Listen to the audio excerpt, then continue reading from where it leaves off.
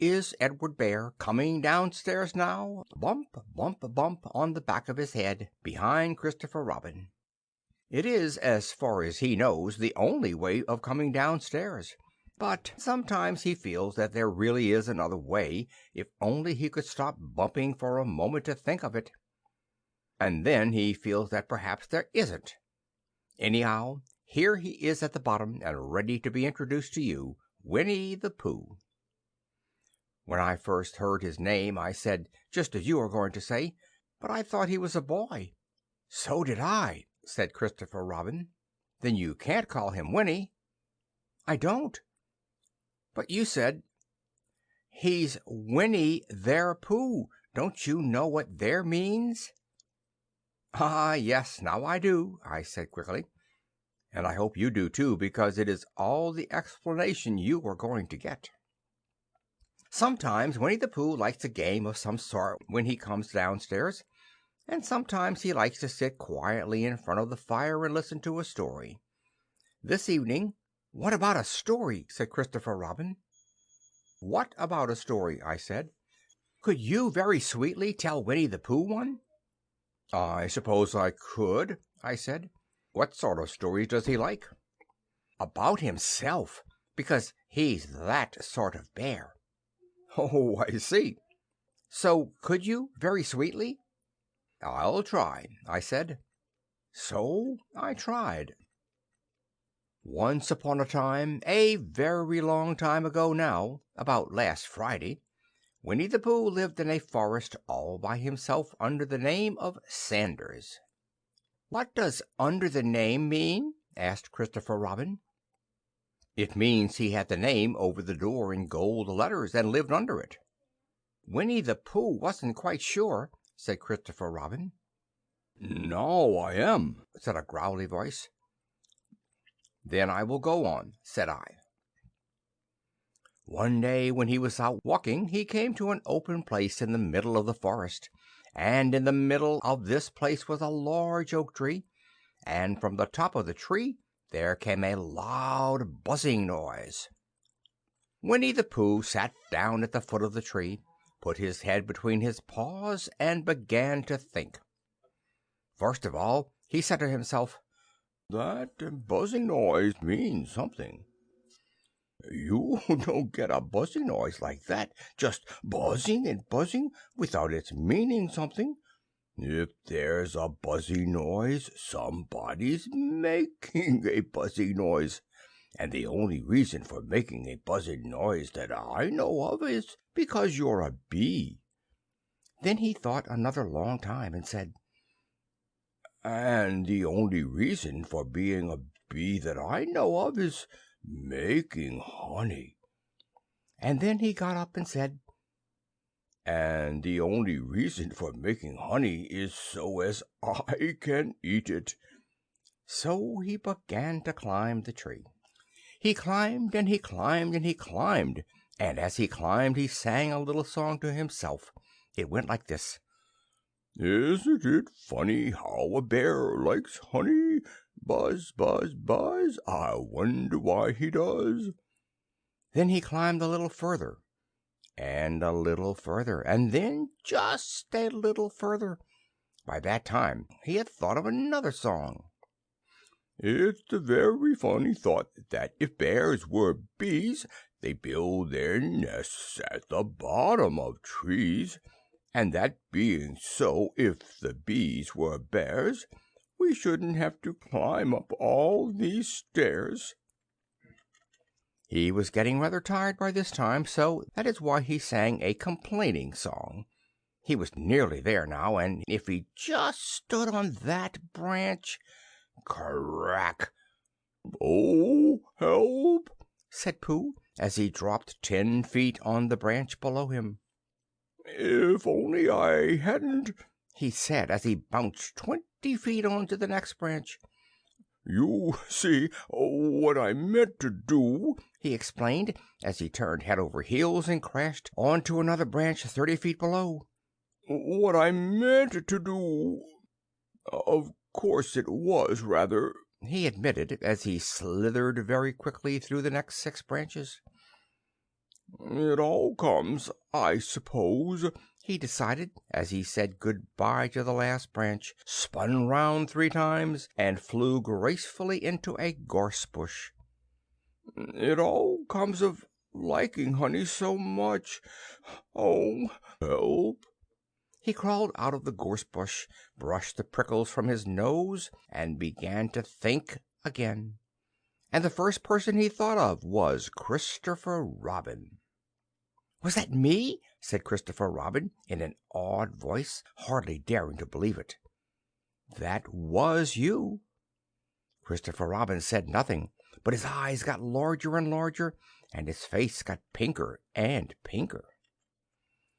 So Winnie the Pooh went round to his friend Christopher Robin, who lived behind a green door in another part of the forest. "Good morning, Christopher Robin," he said. "Good morning, Winnie there, Pooh," said you. "I wonder if you got such a thing as a balloon about you?" "A balloon?" "Yes. I just said to myself, coming along, I wonder if Christopher Robin has such a thing as a balloon about him. I just said it to myself, thinking of balloons and wondering." "What do you want a balloon for?" you said. Winnie the Pooh looked round to see that nobody was listening, put his paw to his mouth, and said in a deep whisper, "Honey." "But you don't get honey with balloons." "I do," said Pooh. "Well, it just happened that you had been to a party the day before at the house of your friend Piglet, and you had balloons at the party. You had had a big green balloon, and one of Rabbit's relations had had a big blue one, and had left it behind, being really too young to go to the party at all. And so you had brought the green one and the blue one home with you." "Which one would you like?" you asked Pooh. He put his head between his paws and thought very carefully. "It's like this," he said. "When you go after honey with a balloon, the great thing is not to let the bees know you're coming. Now, if you have a green balloon, they might think you were only part of the tree and not notice you, and if you have a blue balloon, they might think you were only part of the sky and not notice you, and the question is, which is most likely?" "Wouldn't they notice you underneath the balloon?" you asked. "They might, or they might not," said Winnie the Pooh. "You never can tell with bees." He thought for a moment and said, "I shall try to look like a small black cloud. That will deceive them." "Then you had better have the blue balloon," you said, and so it was decided. Well, you both went out with the blue balloon, and you took your gun with you just in case, as you always did, and Winnie the Pooh went to a very muddy place that he knew of, and rolled until he was black all over, and then, when the balloon was blown up as big, and you and Pooh were both holding on to the string, you let go suddenly, and Pooh Bear floated gracefully up into the sky and stayed there, level with the top of the tree, and about 20 feet away from it. "Hooray!" you shouted. "Isn't that fine?" shouted Winnie the Pooh down to you. "What do I look like?" "You look like a bear holding on to a balloon," you said. "Not," said Pooh anxiously, "not like a small black cloud in a blue sky?" "Not very much."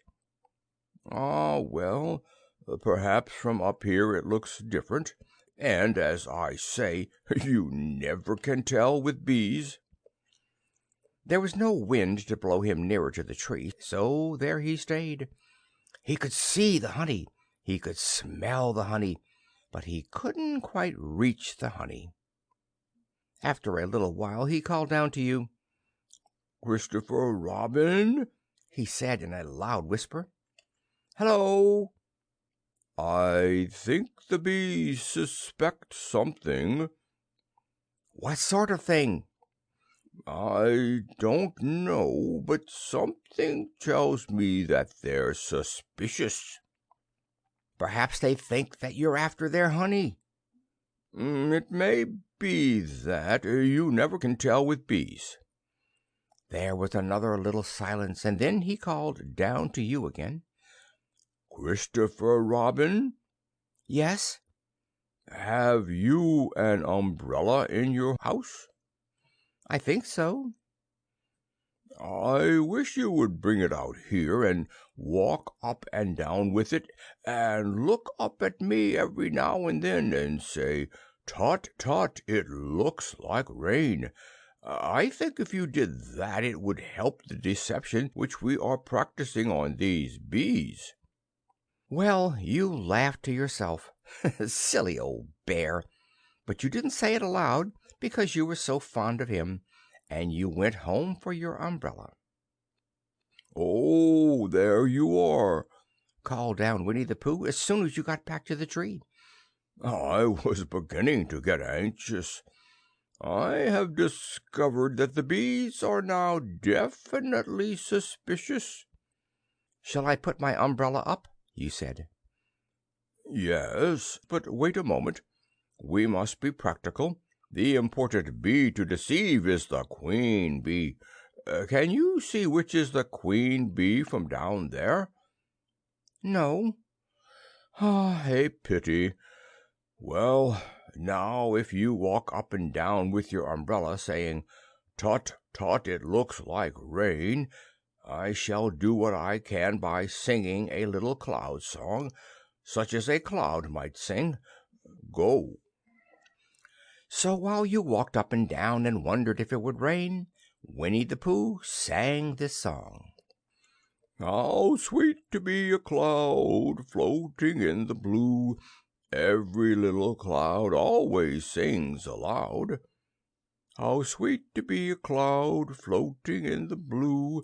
It makes him very proud to be a little cloud. The bees were still buzzing as suspiciously as ever. Some of them indeed left their nests and flew all round the cloud as began the second verse of this song, and one bee sat down on the nose of the cloud for a moment and then got up again. "Christopher, ow! Robin," called out the cloud. Yes?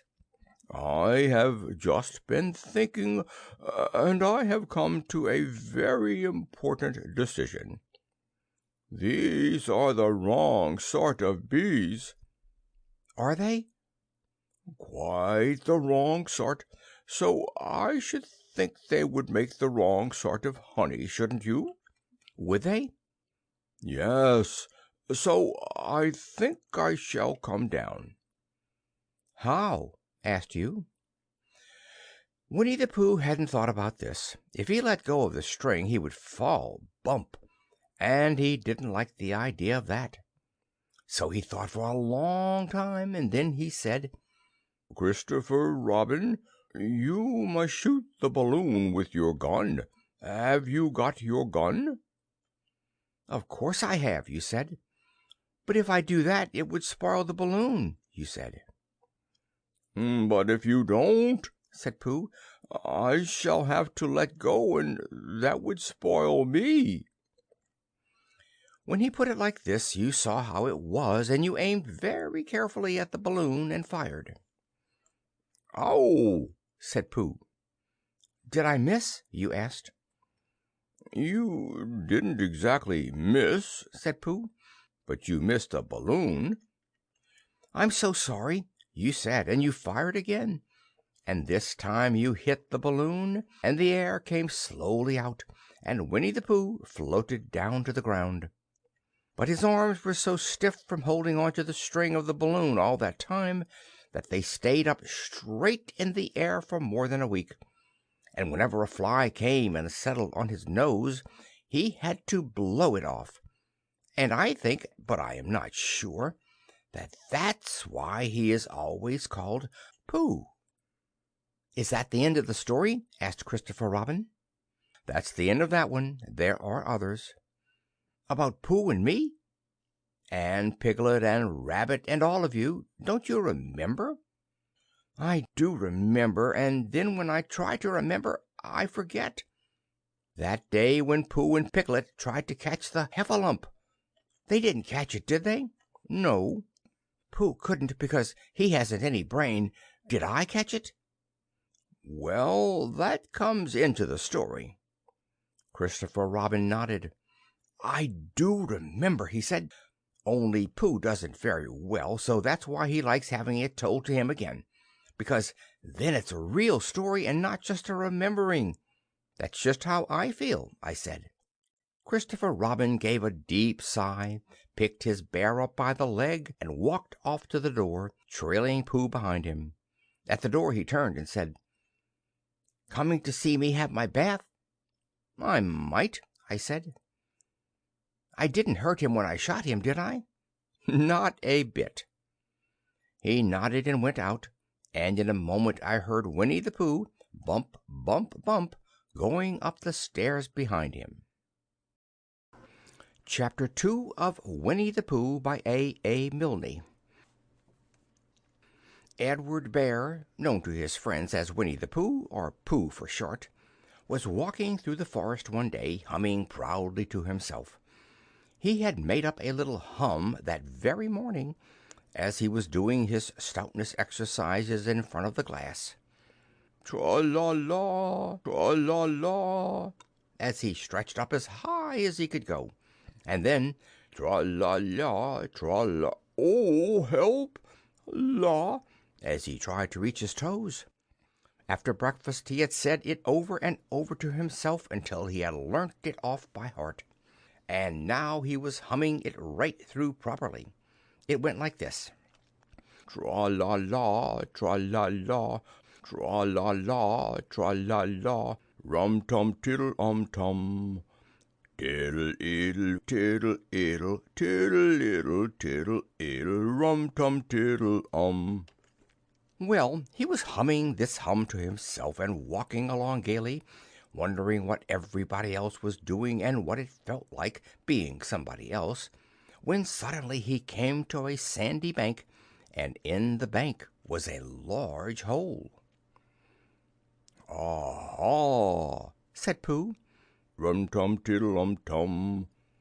If I know anything about anything, that hole means rabbit," he said.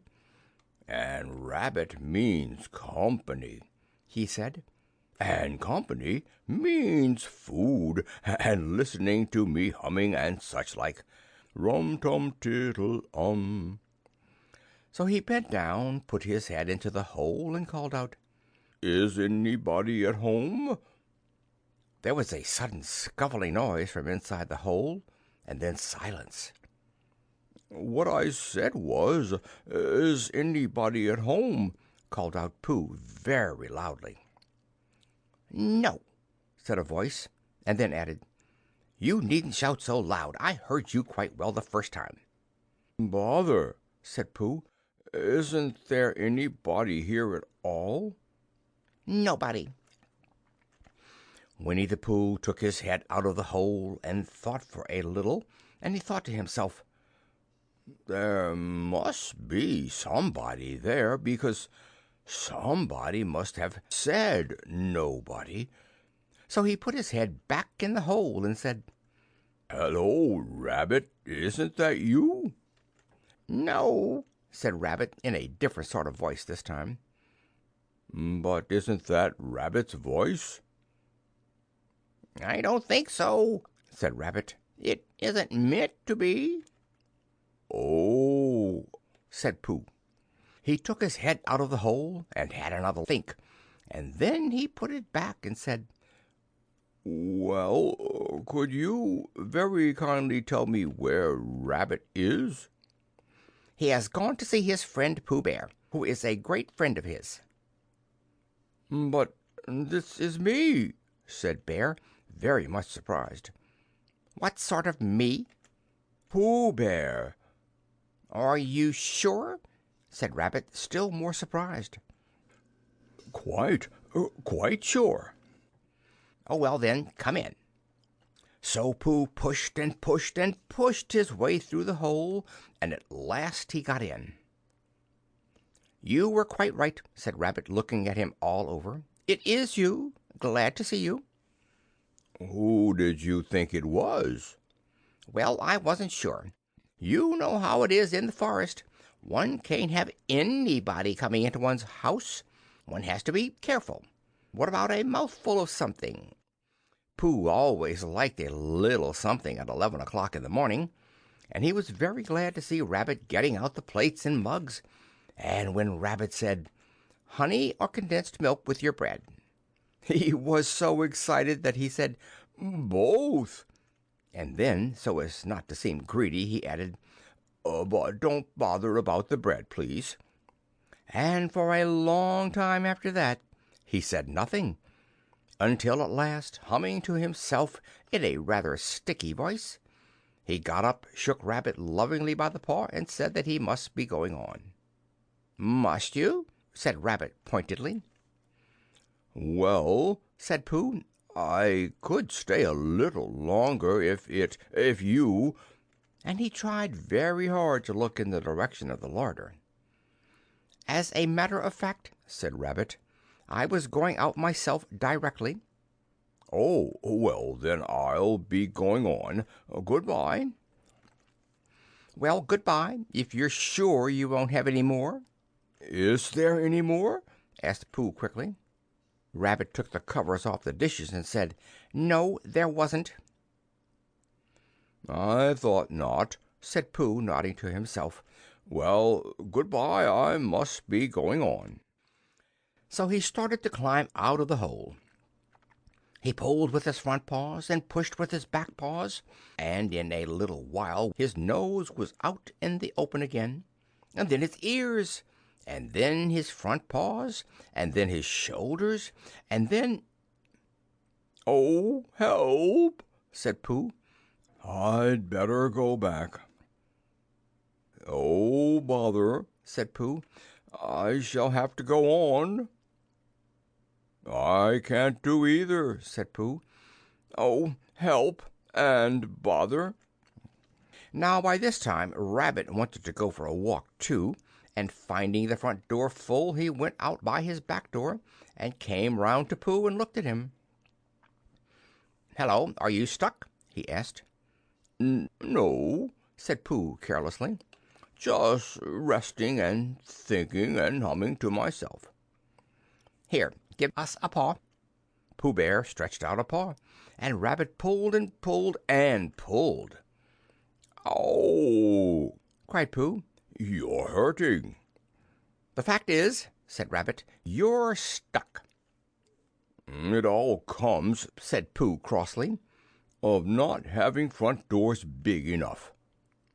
"It all comes," said Rabbit sternly, "of eating too much. I thought at the time," said Rabbit, "only I didn't like to say anything," said Rabbit, "that one of us was eating too much," said Rabbit. "And I knew it wasn't me," he said. "Well, well, I shall go and fetch Christopher Robin." Christopher Robin lived at the other end of the forest, and when he came back with Rabbit and saw the front half of Pooh, he said, "Silly old bear," in such a loving voice that everyone felt quite hopeful again. "I was just beginning to think," said Bear, sniffling slightly, "that Rabbit might never be able to use his front door again, and I should hate that," he said. "So should I," said Rabbit. "Use his front door again?" said Christopher Robin. "Of course he'll use his front door again." "Good," said Rabbit. "If we can't pull you out, Pooh, we might push you back." Rabbit scratched his whiskers thoughtfully and pointed out that when once Pooh was pushed back, he was back, and of course nobody was more glad to see Pooh than he was. Still, there it was. Some lived in trees and some lived underground, and— "You mean I'd never get out?" said Pooh. "I mean," said Rabbit, "that having got so far it seems a pity to waste it." Christopher Robin nodded. "Then there's only one thing to be done," he said. we shall have to wait for you to get thin again." "How long does getting thin take?" asked Pooh anxiously. "About a week, I should think." "But I can't stay here for a week." "You can stay here all right, silly old bear. It's getting you out which is so difficult." "We'll read to you," said Rabbit cheerfully. "And I hope it won't snow," he added. "And I say, old fellow, you're taking up a good deal of room in my house. Do you mind if I use your back legs as a towel horse? Because, I mean, there they are, doing nothing, and it would be very convenient just to hang the towels on them." "A week," said Pooh gloomily. "What about meals?" "I'm afraid no meals," said Christopher Robin, "because of getting thin quicker. But we will read to you." Bear began to sigh, and then found he couldn't because he was so tightly stuck, and a tear rolled down his eye as he said, "Then would you read a sustaining book, such as would help and comfort a wedged bear in great tightness?" So for a week Christopher Robin read that sort of book at the north end of Pooh, and Rabbit hung his washing on the south end, and in between Bear felt himself getting slenderer and slenderer, and at the end of the week Christopher Robin said, "Now." So he took hold of Pooh's front paws, and Rabbit took hold of Christopher Robin, and all Rabbit's friends and relations took hold of Rabbit, and they all pulled together, and for a long time Pooh only said, "Ow!" and "Oh!" and then all of a sudden he said, "Pop!" just as if a cork were coming out of a bottle. And Christopher Robin and Rabbit and all the Rabbit's friends and relations went head over heels backwards, and on the top of them came Winnie the Pooh, free. And so, with a nod of thanks to his friends, he went on with his walk through the forest, humming proudly to himself. But Christopher Robin looked after him lovingly and said to himself, "Silly old bear." Chapter 3 of Winnie the Pooh by A. Milne. The piglet lived in a very grand house in the middle of a beech tree, and the beech tree was in the middle of the forest, and the piglet lived in the middle of the house. Next to his house was a piece of broken board which had "Trespassers W" on it. When Christopher Robin asked the piglet what it meant, he said it was his grandfather's name and had been in the family for a long time. Christopher Robin said you couldn't be called Trespassers W, and Piglet said yes, you could, because his grandfather was, and it was short for Trespassers Will, which was short for Trespassers William, and his grandfather had had two names in case he lost one: Trespassers after an uncle, and William after Trespassers. "I've got two names," said Christopher Robin carelessly. "Well, there you are. That proves it," said Piglet. One fine winter's day, when Piglet was brushing away the snow in front of his house, he happened to look up, and there was Winnie the Pooh. Pooh was walking round and round in a circle, thinking of something else, and when Piglet called to him, he just went on walking. "Hello," said Piglet. "What are you doing?" "Hunting," said Pooh. "Hunting what?" "Tracking something," said Winnie the Pooh very mysteriously. "Tracking what?" said Piglet, coming closer. "That's just what I ask myself. I ask myself, what?" "What do you think you'll answer?" "I shall have to wait until I catch up with it," said Winnie the Pooh. "Now, look there." He pointed to the ground in front of him. "What do you see there?" "Tracks," said Piglet. "Paw marks." He gave a little squeak of excitement. "Oh, Pooh, do you think it's a woozle?" "It may be," said Pooh. "Sometimes it is, and sometimes it isn't. You never can tell with paw marks." With these few words he went on tracking, and Piglet, after watching him for a minute or two, ran after him. Winnie the Pooh had come to a sudden stop and was bending over the tracks in a puzzled sort of way. "What's the matter?" asked Piglet. "It's a very funny thing," said Bear. "But there seem to be two animals now. This, whatever it was, has been joined by another, whatever it is, and the two of them are now proceeding in company. Would you mind coming with me, Piglet, in case they turn out to be hostile animals?" Piglet scratched his ear in a nice sort of way and said that he had nothing to do until Friday, and would be delighted to come in case it was a woozle. "You mean in case it really is two woozles," said Winnie the Pooh, and Piglet said that anyhow he had nothing to do until Friday. So off they went together. There was a small spinney of larch trees just here, and it seemed as if the two woozles, if that is what they were, had been going round this spinney. So round this spinney went Pooh and Piglet after them. Piglet passed the time by telling Pooh what his grandfather Trespasser's W had done to remove stiffness after tracking, and how his grandfather Trespasser's W had suffered in his later years from shortness of breath and other matters of interest, and Pooh wondering what a grandfather was like, and if perhaps this was two grandfathers they were after now, and if so, whether he would be allowed to take one home and keep it, and what Christopher Robin would say. And still the tracks went on in front of them. Suddenly Winnie the Pooh stopped and pointed excitedly in front of him. "Look!" "What?" said Piglet with a jump, and then to show that he hadn't been frightened he jumped up and down once or twice more in an exercising sort of way. "The tracks," said Pooh.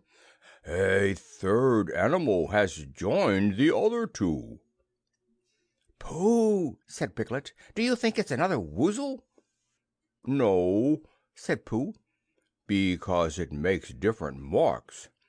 It is either two woozles and one, as it might be Whizzle, or two, as it might be Whizzles, and one, if it is so woozle.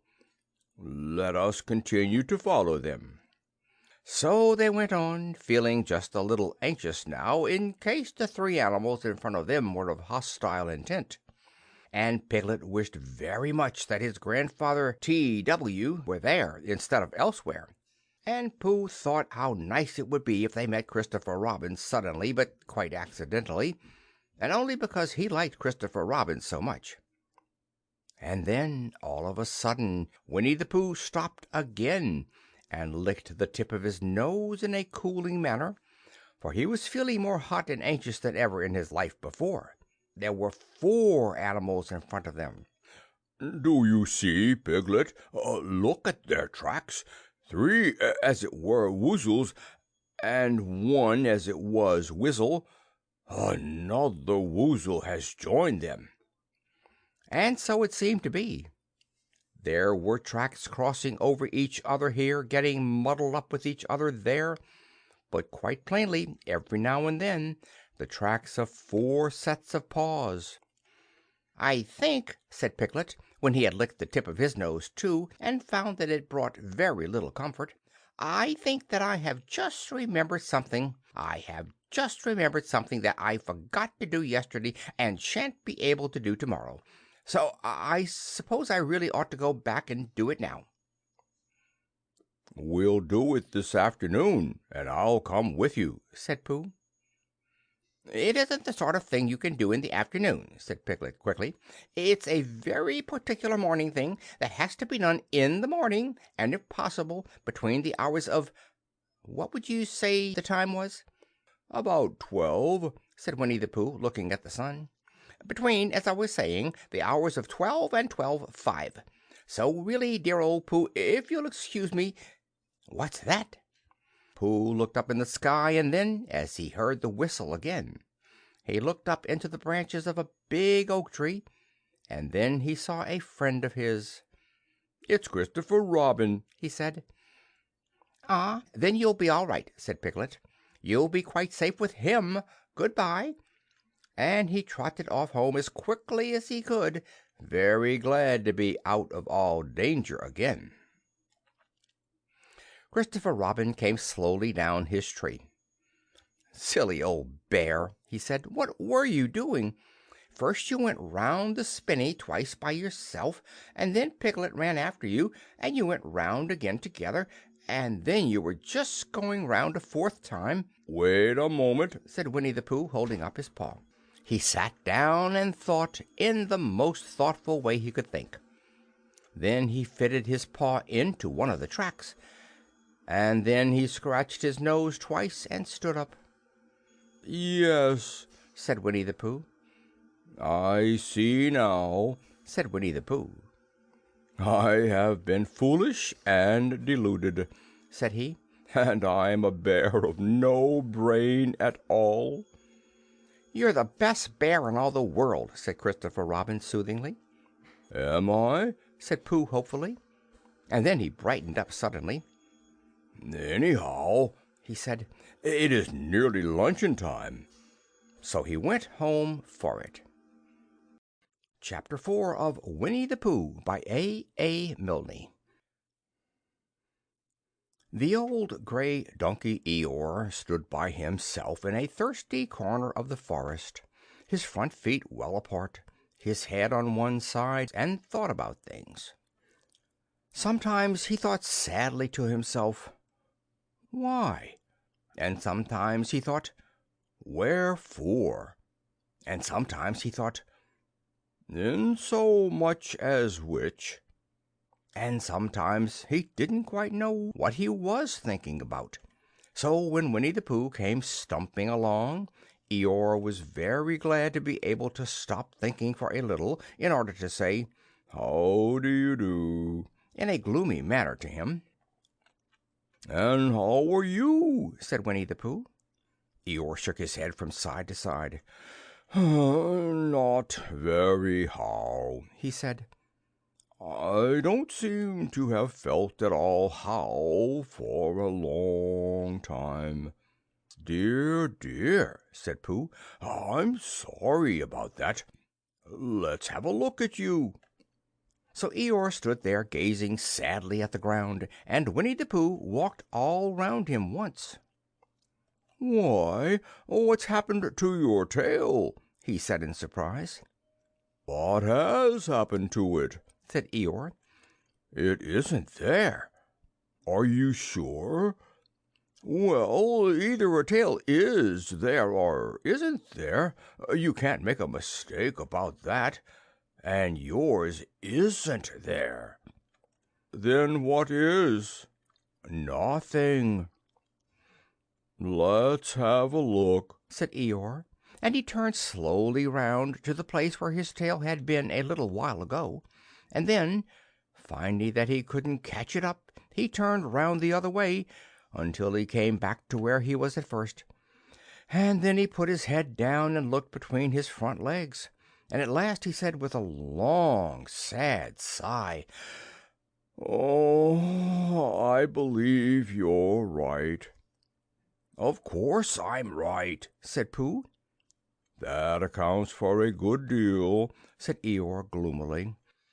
It explains everything. No wonder." "You must have left it somewhere," said Winnie the Pooh. "Somebody must have taken it," said Eeyore. "How like them," he added after a long silence. Pooh felt that he ought to say something helpful about it, but didn't quite know what. So he decided to do something helpful instead. "Eeyore," he said solemnly, "I, Winnie the Pooh, will find your tail for you." "Thank you, Pooh," answered Eeyore. "You're a real friend," said he. "Not like some," he said. So Winnie the Pooh went off to find Eeyore's tail. It was a fine spring morning in the forest as he started out. Little soft clouds played happily in a blue sky, skipping from time to time in front of the sun as if they had come to put it out, and then sliding away suddenly so that the next might have his turn. Through them and between them the sun shone bravely, and a copse which had worn its furs all the year round seemed old and dowdy now beside the new green lace which the beeches had put up so prettily.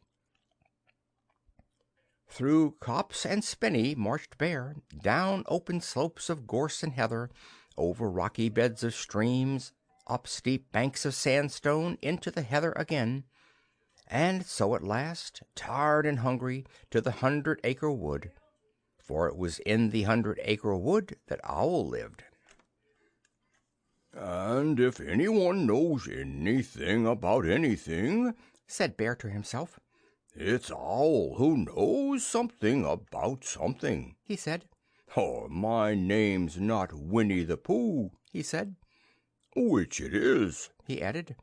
"So there you are."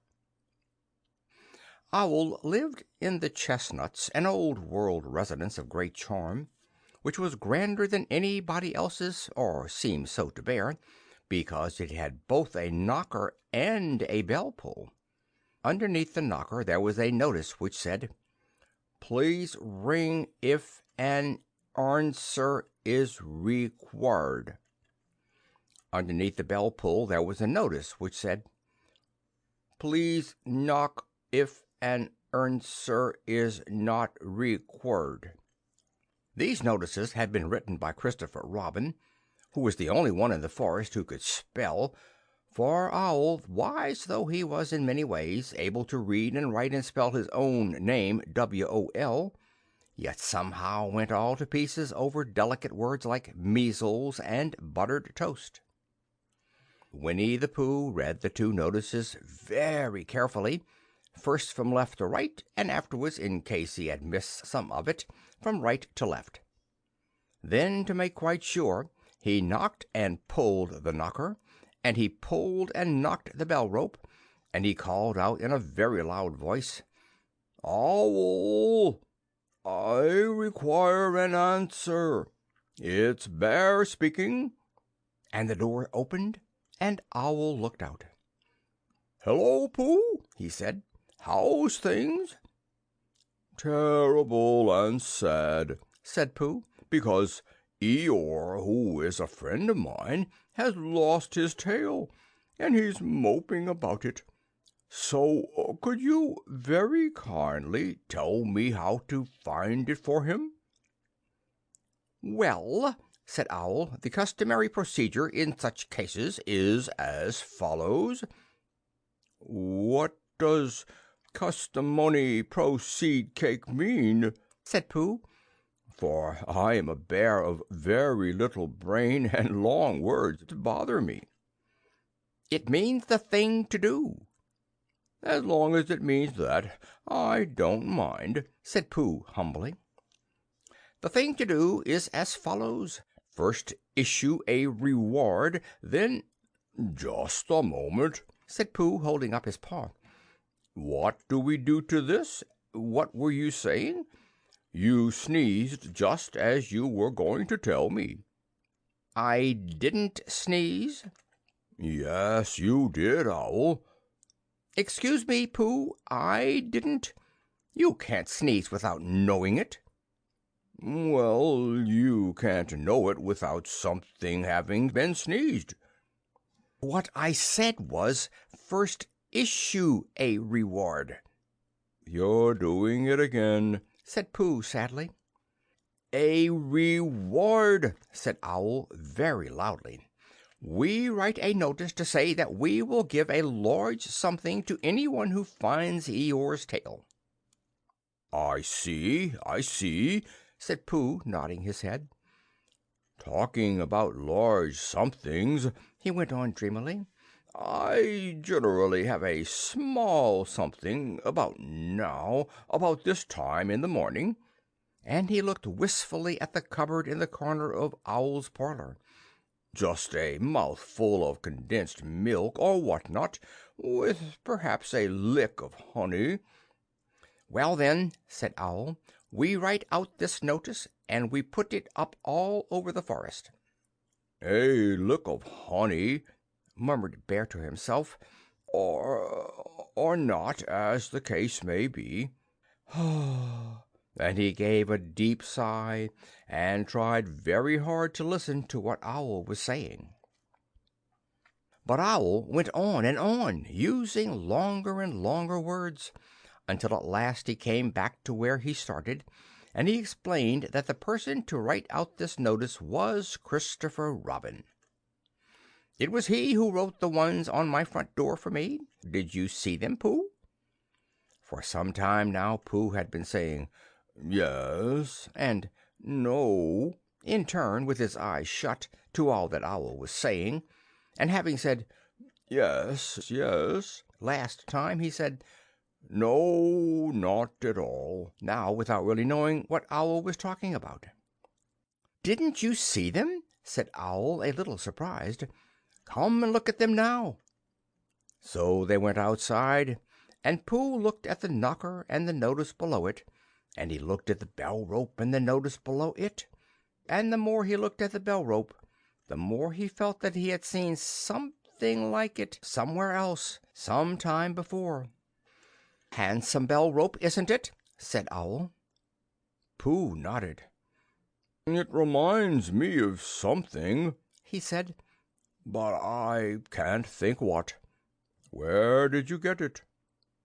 "I just came across it in the forest.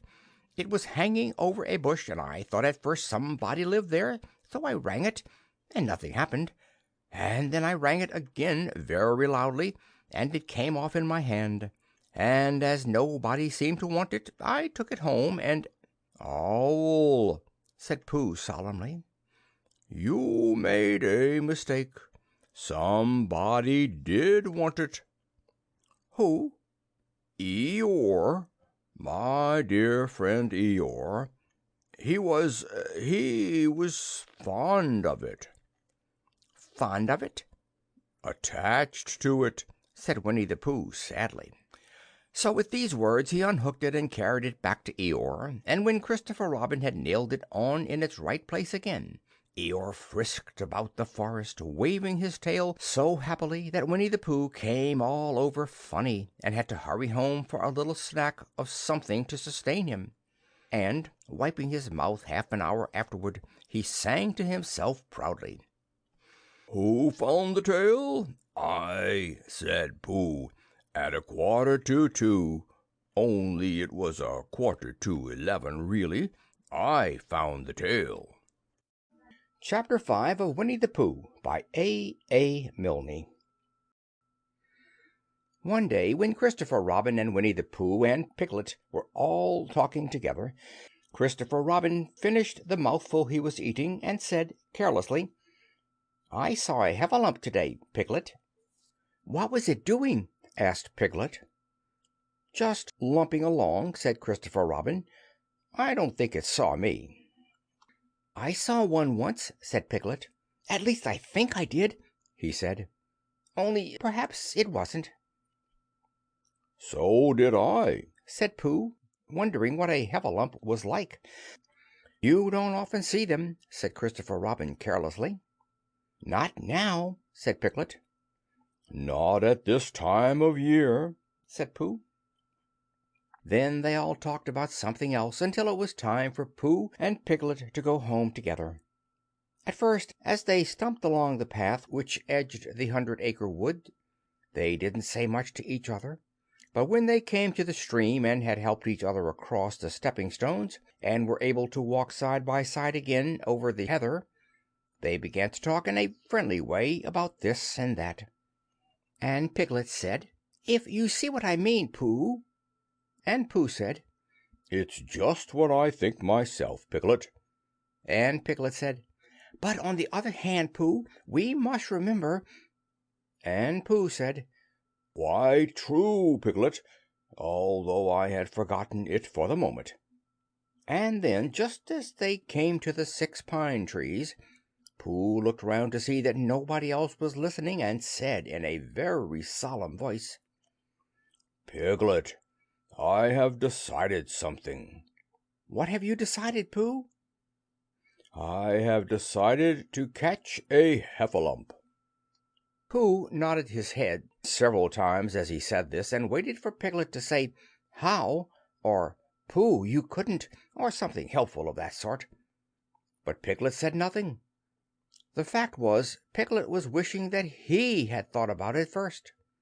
"I shall do it," said Pooh, after waiting a little longer, "by means of a trap, and it must be a cunning trap, so you will have to help me, Piglet."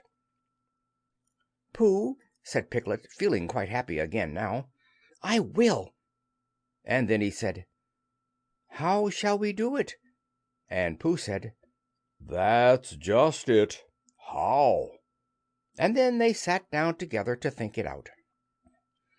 Pooh's first idea was that they should dig a very deep pit, and then the heffalump would come along and fall into the pit, and "Why?" said Piglet.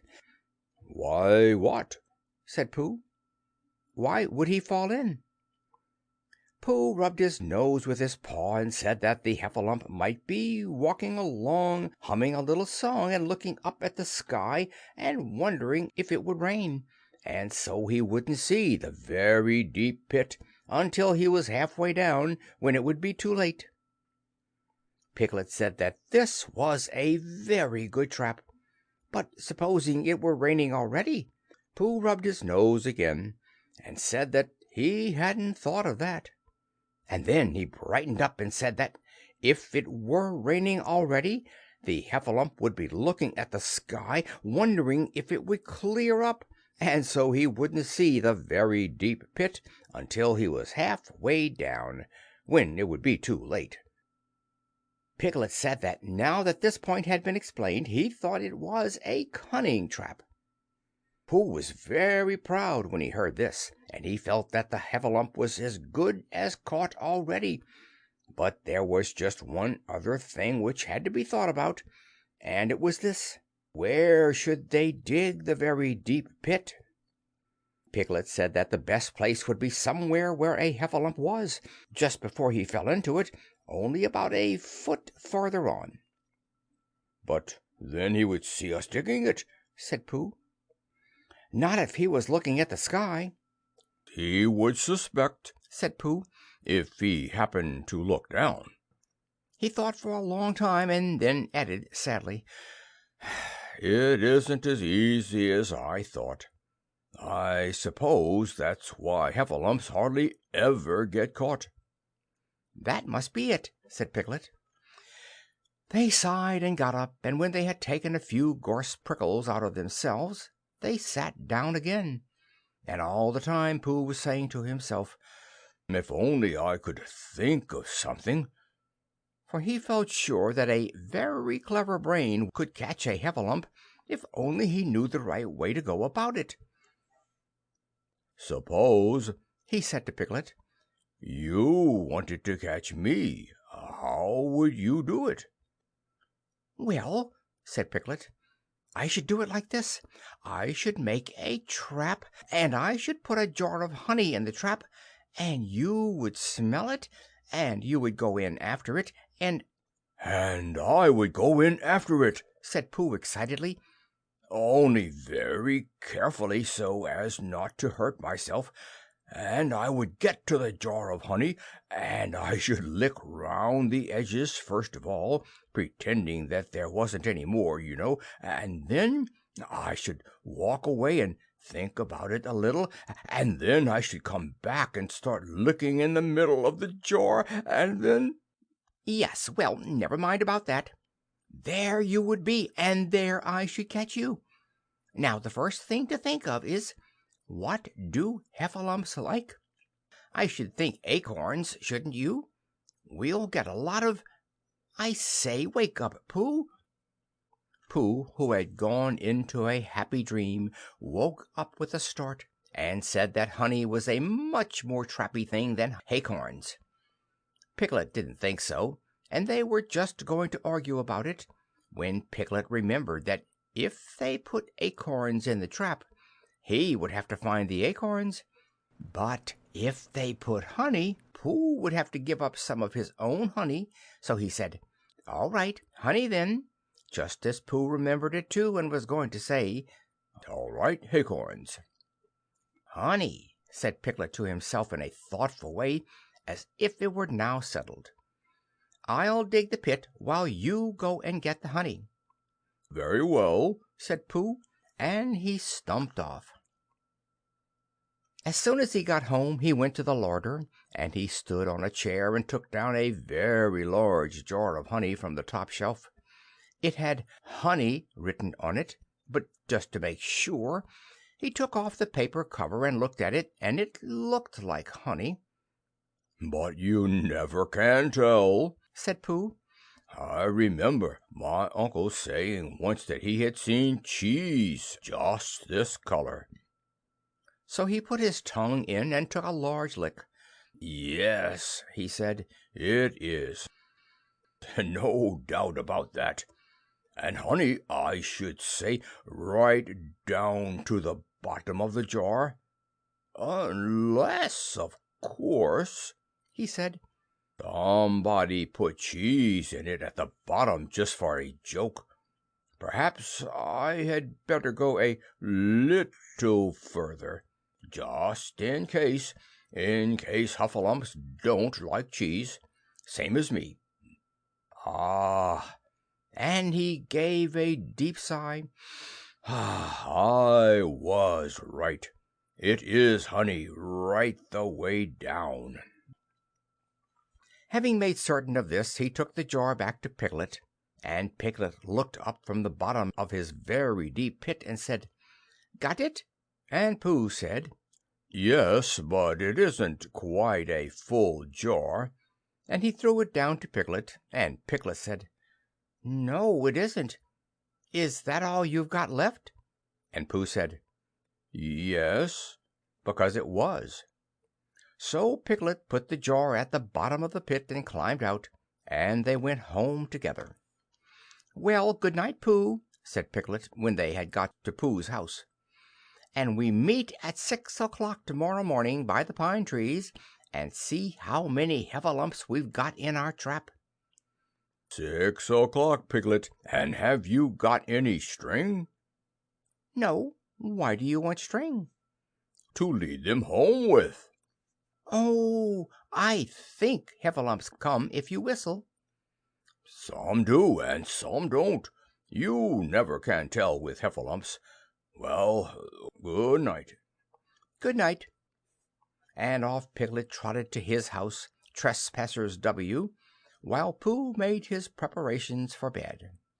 Some hours later, just as the night was beginning to steal away, Pooh woke up suddenly with a sinking feeling.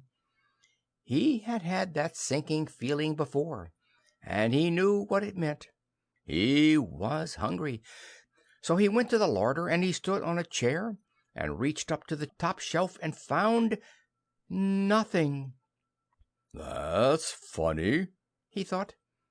"I know I had a jar of honey there, a full jar full of honey right up to the top, and it had honey written on it, so that I should know it was honey. That's very funny." And then he began to wander up and down, wondering where it was, and murmuring a murmur to himself like this: "It's very, very funny, 'cause I know I had some honey, 'cause it had a label on it saying honey. A galoptus full up pot too, and I don't know where it's got to. No, I don't know where it's gone. Well, it's funny."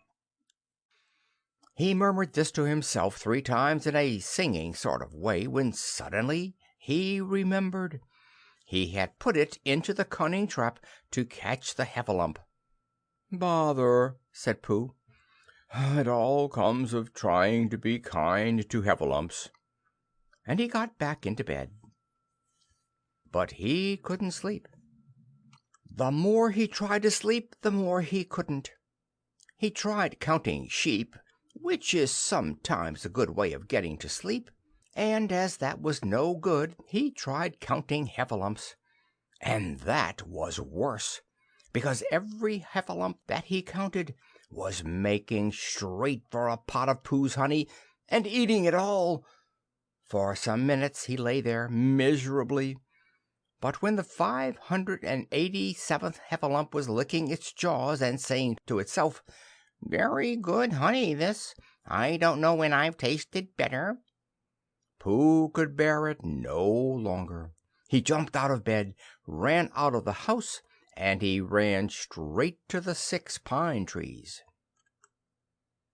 The sun was still in bed, but there was a lightness in the sky over the 100-acre wood which seemed to show that it was waking up and would soon be kicking off the clothes. In the half-light the pine trees looked cold and lonely, and the very deep pit seemed deeper than it was, and Pooh's jar of honey at the bottom was something mysterious, a shape and no more. But as he got nearer to it, his nose told him that it was indeed honey, and his tongue came out and began to polish up his mouth ready for it. "Bother!" said Pooh as he got his nose inside the jar. "A heffalump has been eating it." And then he thought a little and said, "Oh, no, I did. I forgot." Indeed, he had eaten most of it, but there was a little left at the very bottom of the jar, and he pushed his head right in and began to lick. By and by Piglet woke up. As soon as he woke he said to himself, "Oh!" Then he said bravely, "Yes," and then still more bravely, "Quite so." But he didn't feel very brave, for the word which was really jiggetting about in his brain was heffalumps. What was a heffalump like? Was it fierce? Did it come when you whistled? And how did it come? Was it fond of pigs at all? If it was fond of pigs, did it make any difference what sort of pig? Supposing it was fierce with pigs, would it make any difference if the pig had a grandfather called Trespassers William?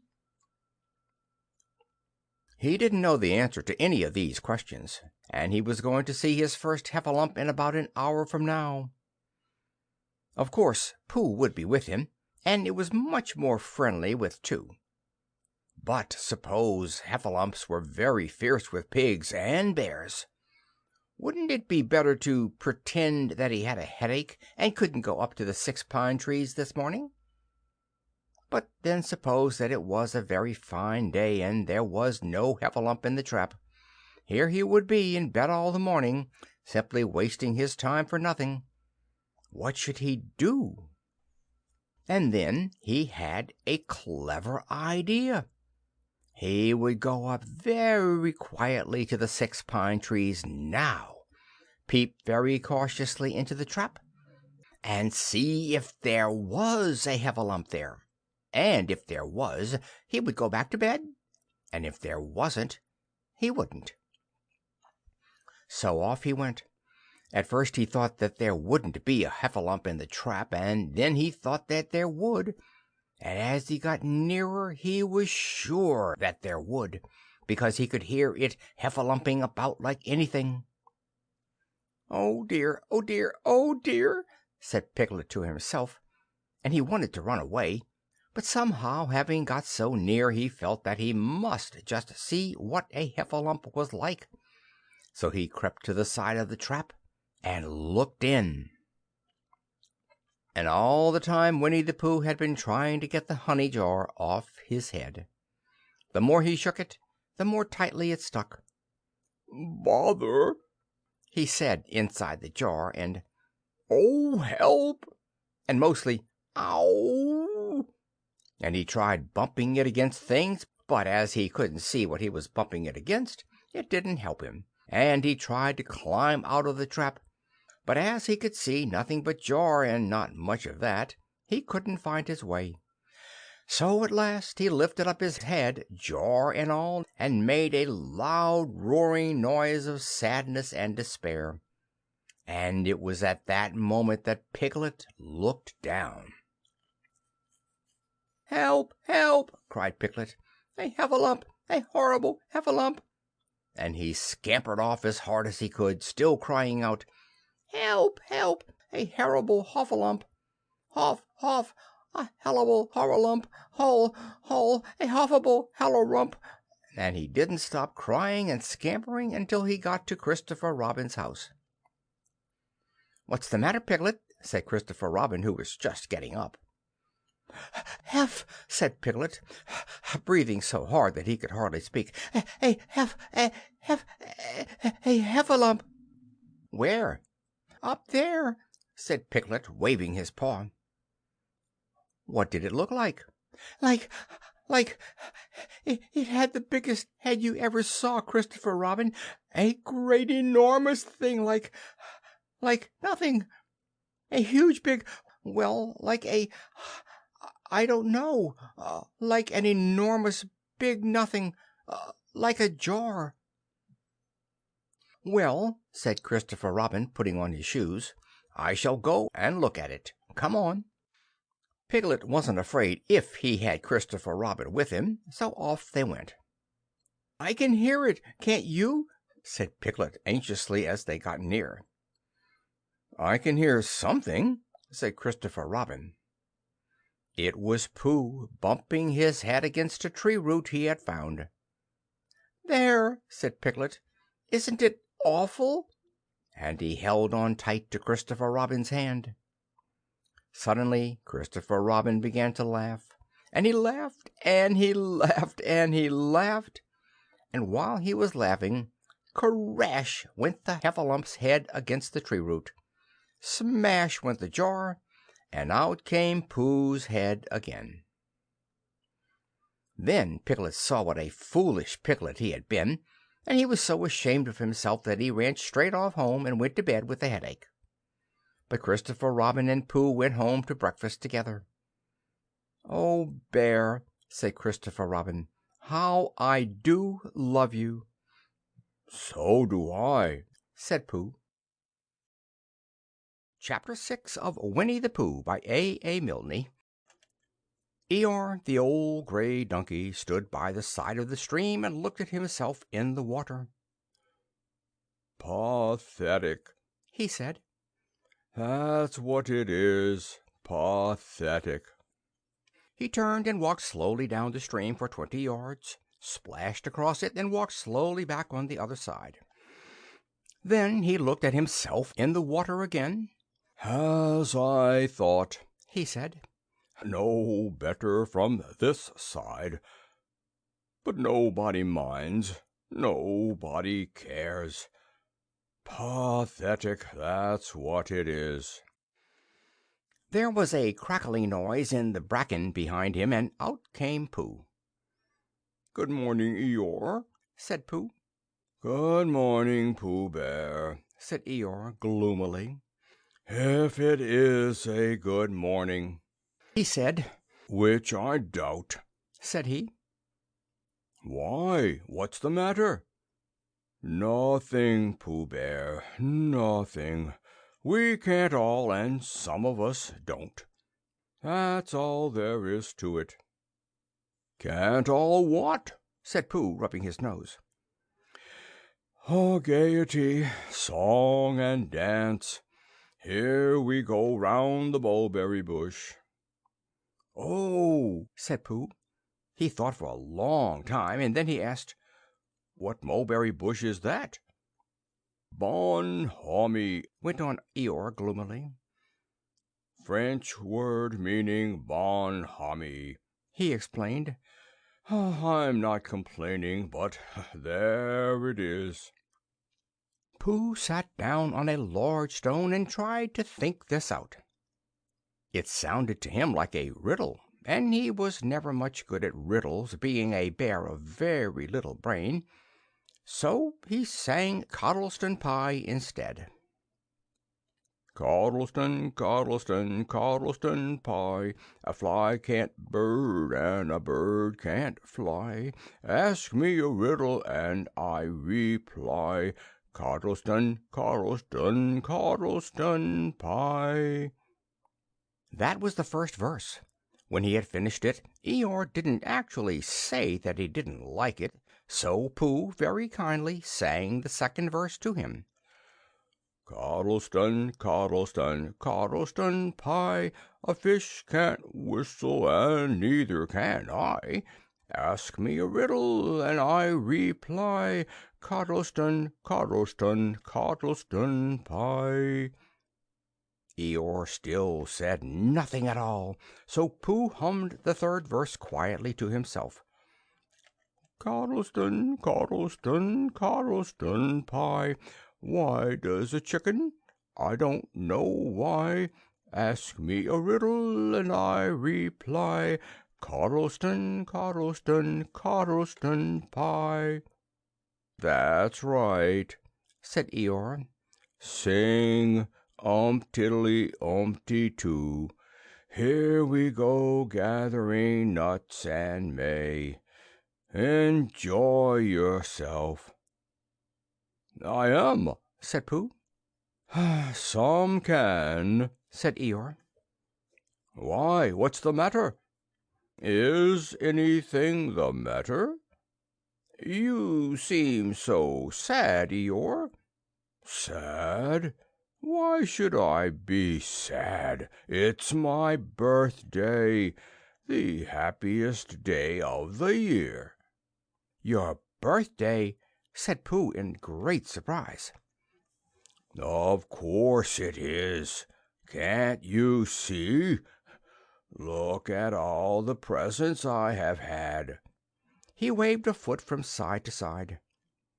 Look at the birthday cake, candles, and pink sugar. Pooh looked, first to the right, then to the left. Presents? said Pooh. Birthday cake? said Pooh. Where? Can't you see them? No, said Pooh. Neither can I, said Eeyore. Joke, he explained. Ha, ha. Pooh scratched his head, being a little puzzled by all this. But is it really your birthday? he asked. It is. Oh, well, many happy returns of the day, Eeyore. And many happy returns to you, Pooh Bear. But it isn't my birthday. No, it's mine. But you said many happy returns.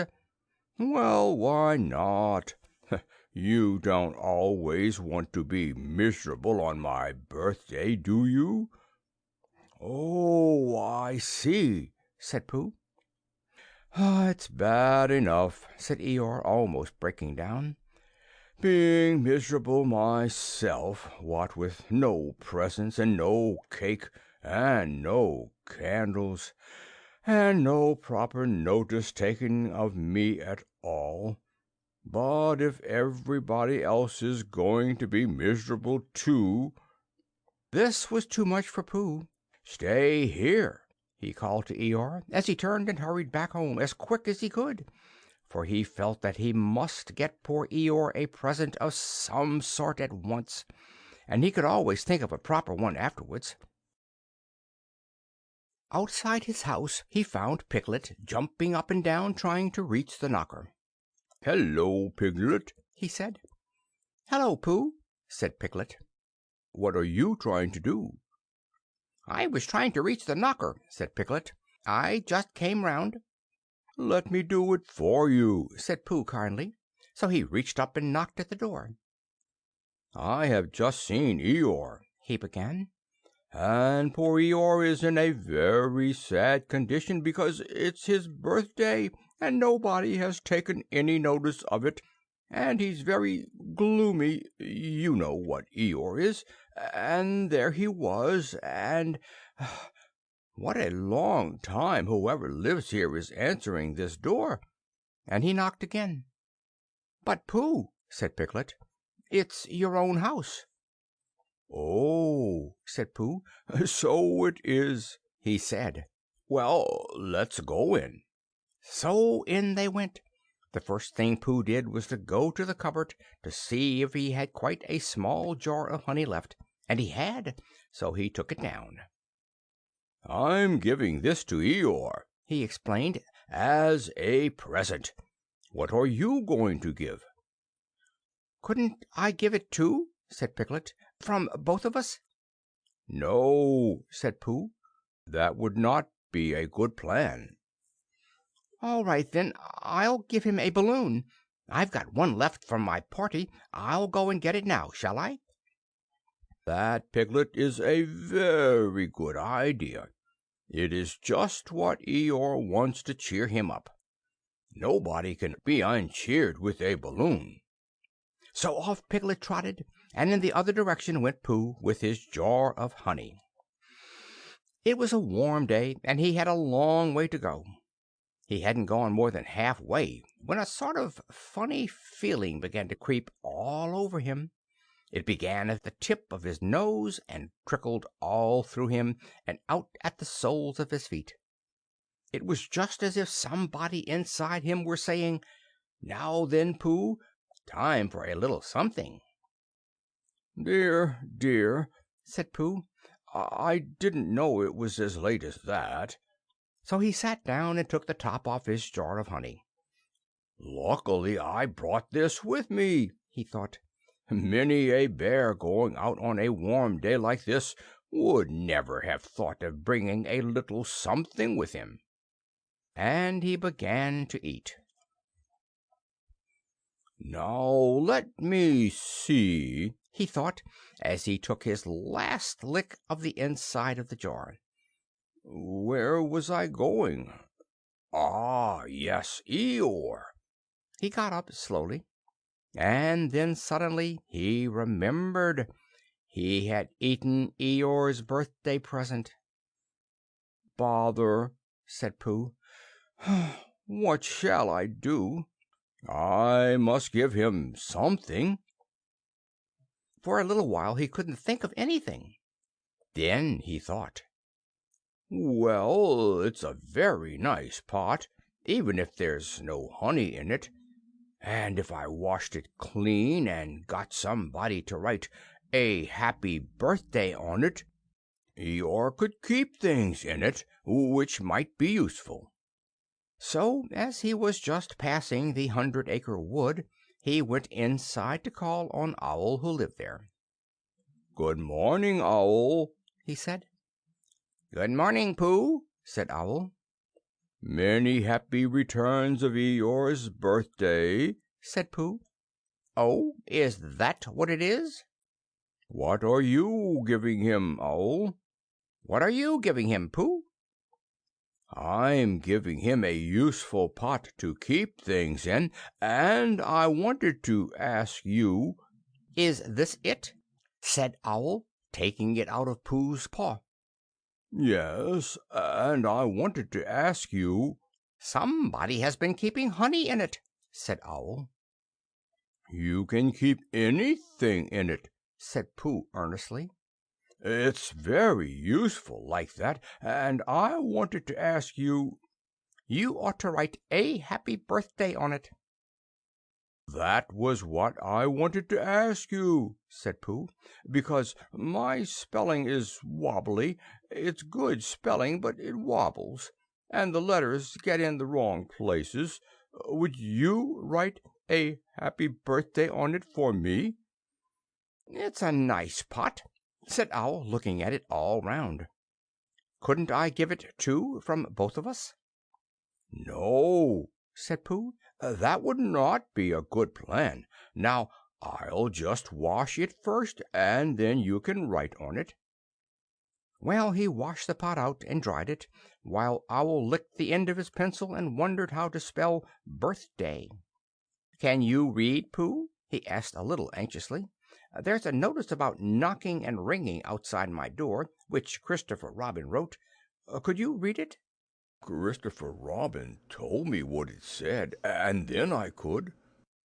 "Well, I'll tell you what this says, and then you'll be able to." So Owl wrote, and this is what he wrote.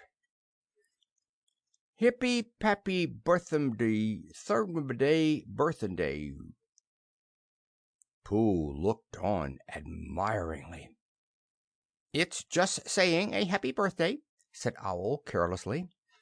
"It's a nice long one," said Pooh, very much impressed by it. "Well, actually, of course, I'm saying a very happy birthday with love from Pooh. Naturally, it took a good deal of pencil to say a long thing like that." "Oh, I see," said Pooh. While all this was happening, Piglet had gone back to his own house to get Eeyore's balloon. He held it very tightly against himself so that it shouldn't blow away, and he ran as fast as he could so as to get to Eeyore before Pooh did, for he thought that he would like to be the first one to give a present, just as if he had thought of it without being told by anybody. And running along, and thinking how pleased Eeyore would be, he didn't look where he was going, and suddenly he put his foot in a rabbit hole and fell down flat on his face.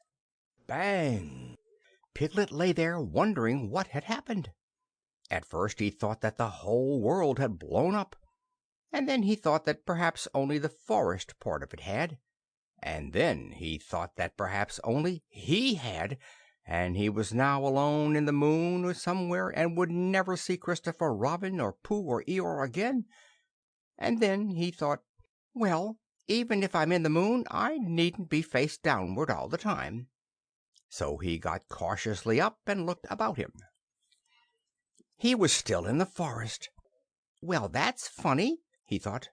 "I wonder what that bang was. I couldn't have made such a noise just falling down. And where's my balloon? And what's that small piece of damp rag doing?" It was the balloon. "Oh, dear!" said Piglet. "Oh, dear! Oh, dearie, dearie, dear! Well, it's too late now. I can't go back, and I haven't another balloon, and perhaps Eeyore doesn't like balloons so very much." So he trotted on, rather sadly now, and down he came to the side of the stream where Eeyore was, and called out to him. "Good morning, Eeyore!" shouted Piglet. "Good morning, little piglet," said Eeyore. "If it is a good morning," he said, "which I doubt," said he. "not that it matters," he said.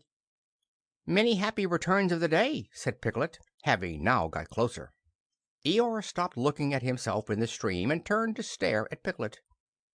"Just say that again," he said. "Many happy—" "Wait a moment." Balancing on 3 legs, he began to bring his 4th leg very cautiously up to his ear. "I did this yesterday," he explained, as he fell down for the 3rd time. "It's quite easy. It's so I can hear better. There, that's done it. Now then, what were you saying?" He pushed his ear forward with his hoof. "Many happy returns of the day," said Piglet again. "Meaning me?" "Of course, Eeyore." "My birthday?" "Yes." "Me? Having a real birthday?" "Yes, Eeyore, and I've brought you a present." Eeyore took down his right hoof from his right ear, turned round, and with great difficulty put up his left hoof. "I must have that in the other ear," he said. "Now then." "A present," said Piglet very loudly. "Meaning me again?" "Yes." "My birthday still?" "Of course, Eeyore." "Me going on having a real birthday?" "Yes, Eeyore, and I brought you a balloon." "Balloon?" said Eeyore. "You did say balloon. One of those big colored things you blow up? Gaiety, song and dance, here we are and there we are?" "Yes, "but I'm afraid I'm very sorry, Eeyore. But when I was running along to bring it to you, I fell down." Dear, dear, how unlucky. You ran too fast, I expect. You didn't hurt yourself, little piglet? "No, but I oh, Eeyore, I burst the balloon." There was a very long silence. My balloon? Said Eeyore at last. Piglet nodded. My birthday balloon? "Yes, Eeyore," said Piglet, sniffling a little. "Here it is, with many happy returns of the day." And he gave Eeyore the small piece of damp rag. Is this it? Said Eeyore, a little surprised. Piglet nodded. My present? Piglet nodded again. The balloon? "Yes," Thank you, Piglet. said Eeyore. You don't mind my asking, He went on, but what color was this balloon when it was a balloon? "Red." I just wondered. Red, He murmured to himself. my favorite color. How big was it? "About as big as me." I just wondered. About as big as Piglet, He said to himself sadly. my favorite size. Well, well. Piglet felt very miserable and didn't know what to say. He was still opening his mouth to begin something and then deciding that it wasn't any good saying that, when he heard a shout from the other side of the river, and there was Pooh. Many happy returns of the day, called out Pooh, forgetting that he had said it already. Thank you, Pooh. I'm having them, said Eeyore gloomily. I've brought you a little present, said Pooh excitedly. I've had it, said Eeyore. Pooh had now splashed across the stream to Eeyore, and Piglet was sitting a little way off, his head in his paws, sniffling to himself. It's a useful pot, said Pooh. Here it is, and it's got a very happy birthday with love from Pooh written on it. That's what all that writing is, and it's for putting things in. There. When Eeyore saw the pot, he became quite excited. Why, he said, I believe my balloon will just go into that pot. Oh, no, Eeyore, said Pooh. Balloons are much too big to go into pots. What you do with a balloon is you hold the balloon. Not mine, said Eeyore proudly. Look, Piglet. And as Piglet looked sorrowfully round, Eeyore picked the balloon up with his teeth and placed it carefully in the pot, picked it out and put it on the ground, and then picked it up again and put it carefully back. So it does, said Pooh. It goes in. So it does, said Piglet, and it comes out. Doesn't it, said Eeyore. It goes in and out like anything. I'm very glad, said Pooh happily, that I thought of giving you a useful pot to put things in. I'm very glad, said Piglet happily, that I thought of giving you something to put in a useful pot. But Eeyore wasn't listening. He was taking the balloon out and putting it back again, as happy as could be. "And didn't I give him anything?" asked Christopher Robin sadly. "Of course you did," I said. "You gave him, don't you remember, a little I gave him a box of paints to paint things with. That was it. Why didn't I give it to him in the morning? You were so busy getting his party ready for him. He had a cake with icing on the top and 3 candles, and his name in pink sugar, and—" "Yes, I remember," said Christopher Robin. Chapter 8 of Winnie the Pooh by A. Milne. One fine day Pooh had stumped up to the top of the forest to see if his friend Christopher Robin was interested in bears at all. At breakfast that morning, a simple meal of marmalade spread lightly over a honeycomb or two, he had suddenly thought of a new song. It began like this: Sing ho for the life of a bear. When he had got as far as this, he scratched his head and thought to himself, That's a very good start for a song, but what about the second line? He tried singing "Ho" 2 or 3 times, but it didn't seem to help. Perhaps it would be better, he thought, if I sang high for the life of a bear. So he sang it, but it wasn't. Very well, then, he said. I shall sing the first line twice, and perhaps if I sing it very quickly, I shall find myself singing the third and fourth lines before I have time to think of them, and that will be a good song. Now then, sing ho for the life of a bear. Sing ho for the life of a bear.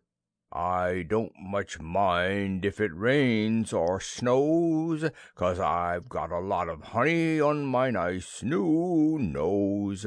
I don't much care if it snows or thaws, 'cause I've got a lot of honey on my nice clean paws. Sing ho for a bear, sing ho for a Pooh, and I'll have a little something in an hour or two. He was so pleased with this song that he sang it all the way to the top of the forest. And if I go on singing it much longer, he thought, it will be time for the little something, and then the last line won't be true. So he turned it into a hum instead. Christopher Robin was sitting outside his door putting on his big boots. As soon as he saw the big boots, Pooh knew that an adventure was going to happen, and he brushed the honey off his nose with the back of his paw and spruced himself up as well as he could, so as to look ready for anything. "Good morning, Christopher Robin," he called out. "Hello, Pooh Bear. I can't get this boot on." "That's bad," said Pooh. "Do you think you could very kindly lean against me? 'Cause I keep pulling so hard that I fall over backward." Pooh sat down, dug his feet into the ground, and pushed hard against Christopher Robin's back. And Christopher Robin pushed hard against his, and pulled at his boot until he had got it on. "And that's that," said Pooh. "What do we do next?" "We are all going on an expedition," said Christopher Robin, as he got up and brushed himself. "Thank you, Pooh." "Going on an expedition," said Pooh eagerly. "I don't think I've ever been on one of those. Where are we going on this expedition?" "Expedition, silly old bear. It's got an X in it." "Oh," said Pooh, "I know." But he didn't really. "We're going to discover the North Pole." "Oh," said Pooh again. "What is the North Pole?" he asked. "It's just a thing you discover," said Christopher Robin carelessly, not being quite sure himself. "Oh, I see," said Pooh. "Are bears any good at discovering it?" "Of course they are, and Rabbit and Kanga and all of you. It's an expedition. That's what an expedition means. A long line of everybody. You'd better tell the others to get ready, while I see if my gun's all right. And we must all bring provisions." "Bring what?" "Things to eat." "Oh," said Pooh happily. "I thought you said provisions. I'll go and tell them." And he stumped off. The first person he met was Rabbit. "Hello, Rabbit," he said. Is that you?" "Let's pretend it isn't," said Rabbit, "and see what happens." "I've got a message for you." "I'll give it to him." "We're all going on an expedition with Christopher Robin." "What is it when we're on it?" "A sort of boat, I think," said Pooh. "Oh, that sort." "Yes, and we're going to discover a pole or something. Or was it a mole? Anyhow, we're going to discover it." "We are we?" said Rabbit. "Yes, and we've got to bring things to eat with us, in case we want to eat them. Now I'm going down to Piglet's. Tell Kanga, will you?" He left Rabbit and hurried down to Piglet's house. The piglet was sitting on the ground at the door of his house, blowing happily at a dandelion, and wondering whether it would be this year, next year, sometime, or never.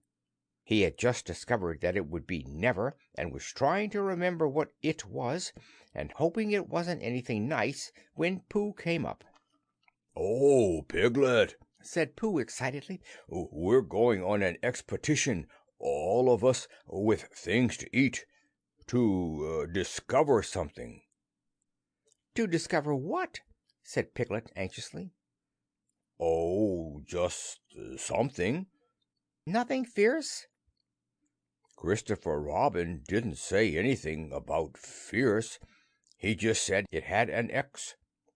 "It isn't their necks I mind," said Piglet earnestly. "It's their teeth. But if Christopher Robin is coming, I don't mind anything." In a little while they were already at the top of the forest, and the expedition started. First came Christopher Robin and Rabbit, then Piglet and Pooh, then Kanga with Roo in her pocket, and Owl, then Eeyore, and at the end, in a long line, all Rabbit's friends and relations. "I didn't ask them," explained Rabbit carelessly. "They just came. They always do. They can march at the end after Eeyore." "What I say," said Eeyore, "is that it's unsettling. I didn't want to come on this what Pooh said. I only came to oblige. But here I am, and if I am the end of the what we're talking about, then let me be the end. But if every time I want to sit down for a little rest I have to brush away half a dozen of Rabbit's smaller friends and relations first, then this isn't an whatever it is, at all. It's simply a confused noise. That's what I say." "I see what Eeyore means," said Owl. "If you ask me—" "I'm not asking anybody," said Eeyore. "I'm just telling everybody. We can look for the North Pole, or we can play Here We Go Gathering Nuts in May with the end part of an ant's nest. It's all the same to me." There was a shout from the top of the line. "Come on!" called Christopher Robin. "Come on!" called Pooh and Piglet. "Come on!" called Owl. "We're starting," said Rabbit. "I must go," and he hurried off to the front of the expedition with Christopher Robin. "All right," said Eeyore. "We're going. Only don't blame me." So off they all went to discover the pole, and as they walked they chattered to each other of this and that, all except Pooh, who was making up a song. "This is the first verse," he said to Piglet when he was ready with it. "First verse of what?" "My song." "What song?" "This one." "Which one?" "Well, if you listen, Piglet, you'll hear it." "How do you know I'm not listening?" Pooh couldn't answer that one, so he began to sing. They all went off to discover the pole, Owl and Piglet and Rabbit and all. It's a thing you discover as I've been told by Owl and Piglet and Rabbit and all. Eeyore, Christopher, Robin and Pooh, and Rabbit's relations all went too. And where the pole was none of them knew. Sing hey for Owl and Rabbit and all. "Hush!" said Christopher Robin, turning round to Pooh. "We're just coming to a dangerous place."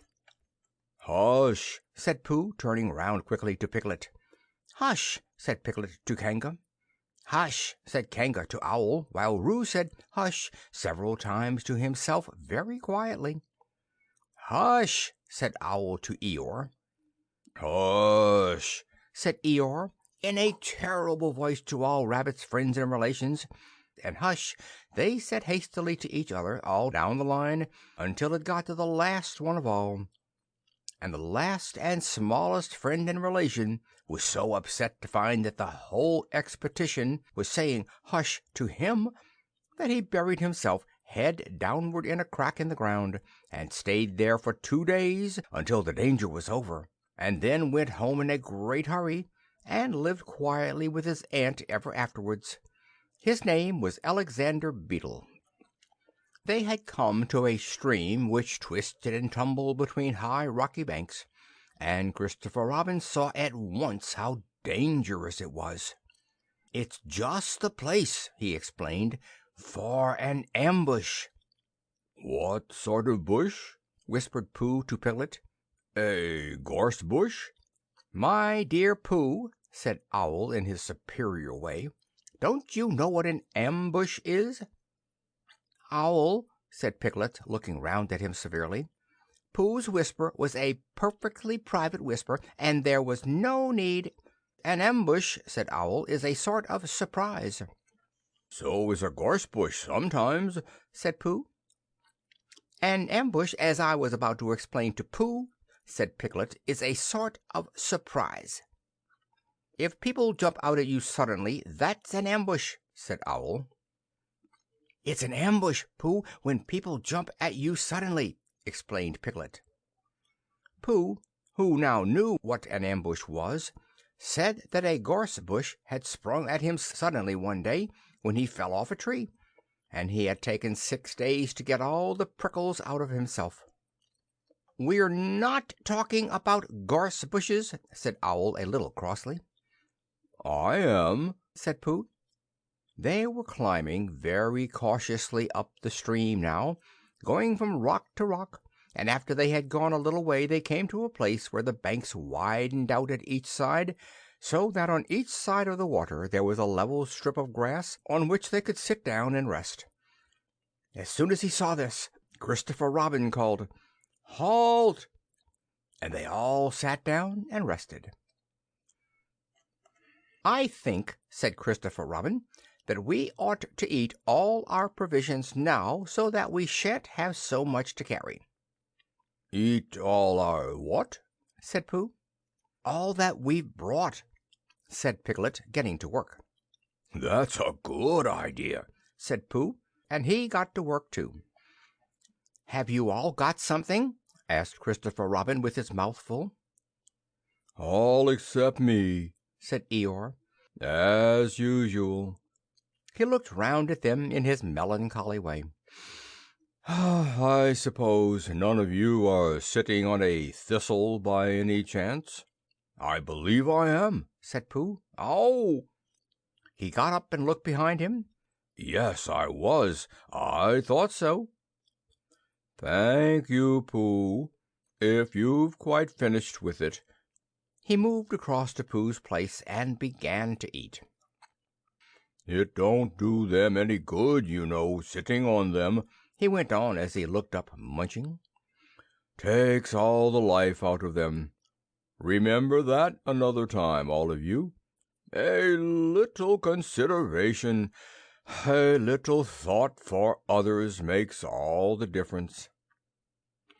As soon as he had finished his lunch, Christopher Robin whispered to Rabbit, and Rabbit said, "Yes, yes, of course," and they walked a little way up the stream together. I didn't want the others to hear," said Christopher Robin.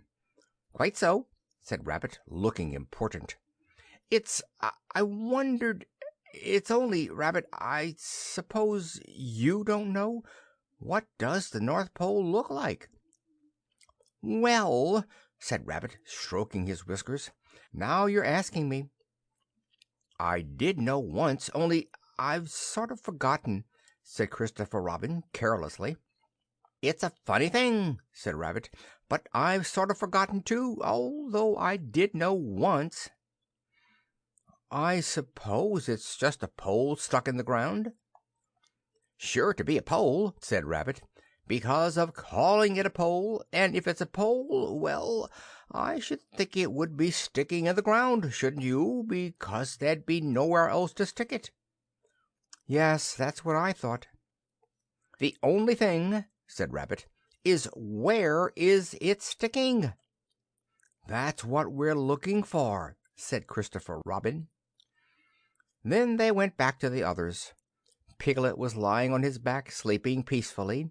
Roo was washing his face and paws in the stream, while Kanga explained to everybody proudly that this was the first time he had ever washed his face himself, and Owl was telling Kanga an interesting anecdote full of long words like encyclopedia and rhododendron, to which Kanga wasn't listening. "I don't hold with all this washing," grumbled Eeyore. "This modern behind-the-ears nonsense. What do you think, Pooh?" "Well," said Pooh, "I think—" But we shall never know what Pooh thought, for there came a sudden squeak from Roo, a splash, and a loud cry of alarm from Kanga. "So much for washing," said Eeyore. "Roo's fallen in!" cried Rabbit, and he and Christopher Robin came rushing down to the rescue. "Look at me swimming!" squeaked Roo from the middle of his pool, and was hurried down a waterfall into the next pool. "Are you all right, Roo dear?" called Kanga anxiously. "Yes," said Roo. "Look at me and down he went over the next waterfall into another pool. Everybody was doing something to help. Piglet, wide awake suddenly, was jumping up and down and making "Oh, I say" noises. Owl was explaining that in a case of sudden and temporary immersion the important thing was to keep the head above water. Kanga was jumping along the bank, saying, "Are you sure you're all right, Roo dear?" To which Roo, from whatever pool he was in at the moment, was answering, "Look at me swimming!" Eeyore had turned round and hung his tail over the first pool into which Roo fell, and with his back to the accident was grumbling quietly to himself and saying, "All this washing! But catch on to my tail, little Roo, and you'll be all right." And Christopher Robin and Rabbit came hurrying past Eeyore and were calling out to the others in front of them. "All right, Roo, I'm coming," called Christopher Robin. "Get something across the stream lower down, some of you fellows," called Rabbit. But Pooh was getting something. 2 pools below Roo he was standing with a long pole in his paws, and Kanga came up and took one end of it, and between them they held it across the lower part of the pool, and Roo, still bubbling proudly, "Look at me swimming!" drifted up against it and climbed out. "Did you see me swimming?" squeaked Roo excitedly, while Kanga scolded him and rubbed him down. "Pooh, did you see me swimming? That's called swimming, what I was doing. Rabbit, did you see what I was doing? Swimming. Hello, Piglet. I say, Piglet, what do you think I was doing? Swimming. Christopher Robin, did you see me?" But Christopher Robin wasn't listening. He was looking at Pooh. "Pooh," he said, "where did you find that pole?" Pooh looked at the pole in his hands. "I just found it," he said. "I thought it ought to be useful. I just picked it up." "Pooh," said Christopher Robin solemnly, "the expedition is over. You have found the North Pole." "Oh," said Pooh. Eeyore was sitting with his tail in the water when they all got back to him. "Tell Roo to be quick, somebody," he said. "My tail's getting cold. I don't want to mention it, but I just mention it. I don't want to complain, but there it is. My tail's cold." "Here I am," squeaked Roo. "Oh, there you are." "Did you see me swimming?" Eeyore took his tail out of the water and swished it from side to side. "As I expected," he said. "Lost all feeling. Numbed it. That's what it's done. Numbed it. Well, as long as nobody minds, I suppose it's all right." "Poor old Eeyore! I'll dry it for you," said Christopher Robin, and he took out his handkerchief and rubbed it up. "Thank you, Christopher Robin.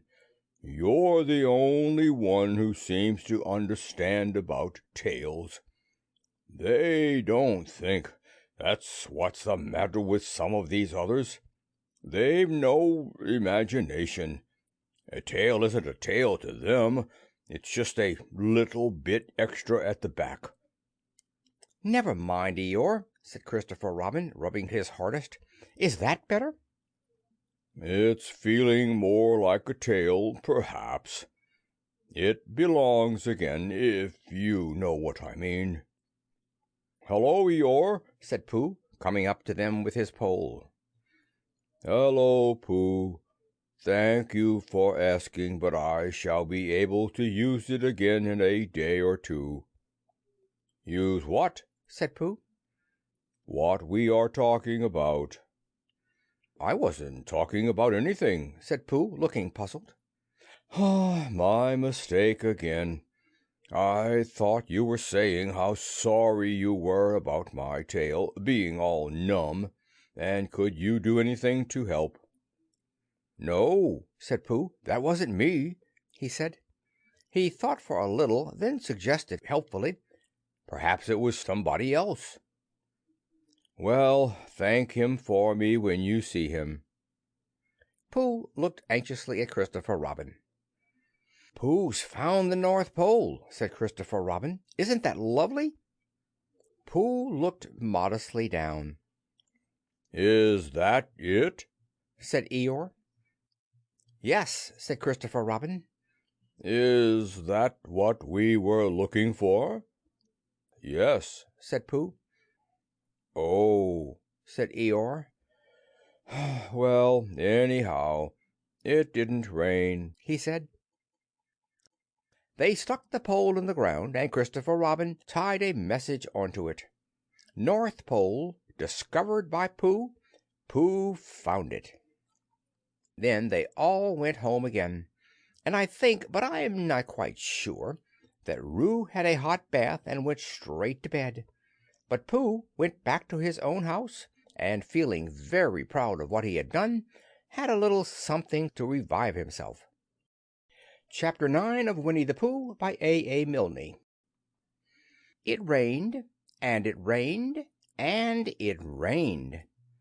Piglet told himself that never in all his life, and he was goodness knows how old, 3, was it, or 4?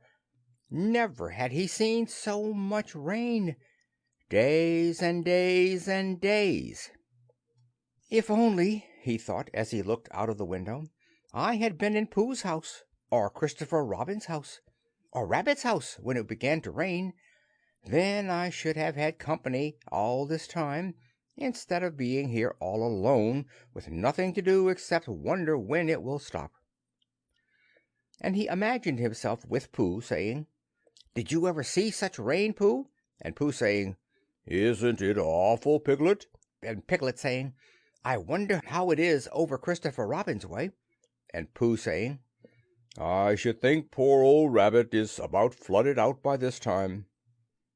It would have been jolly to talk like this, and really it wasn't much good having anything exciting like floods if you couldn't share them with somebody. For it was rather exciting. The little dry ditches in which Piglet had nosed about so often had become streams.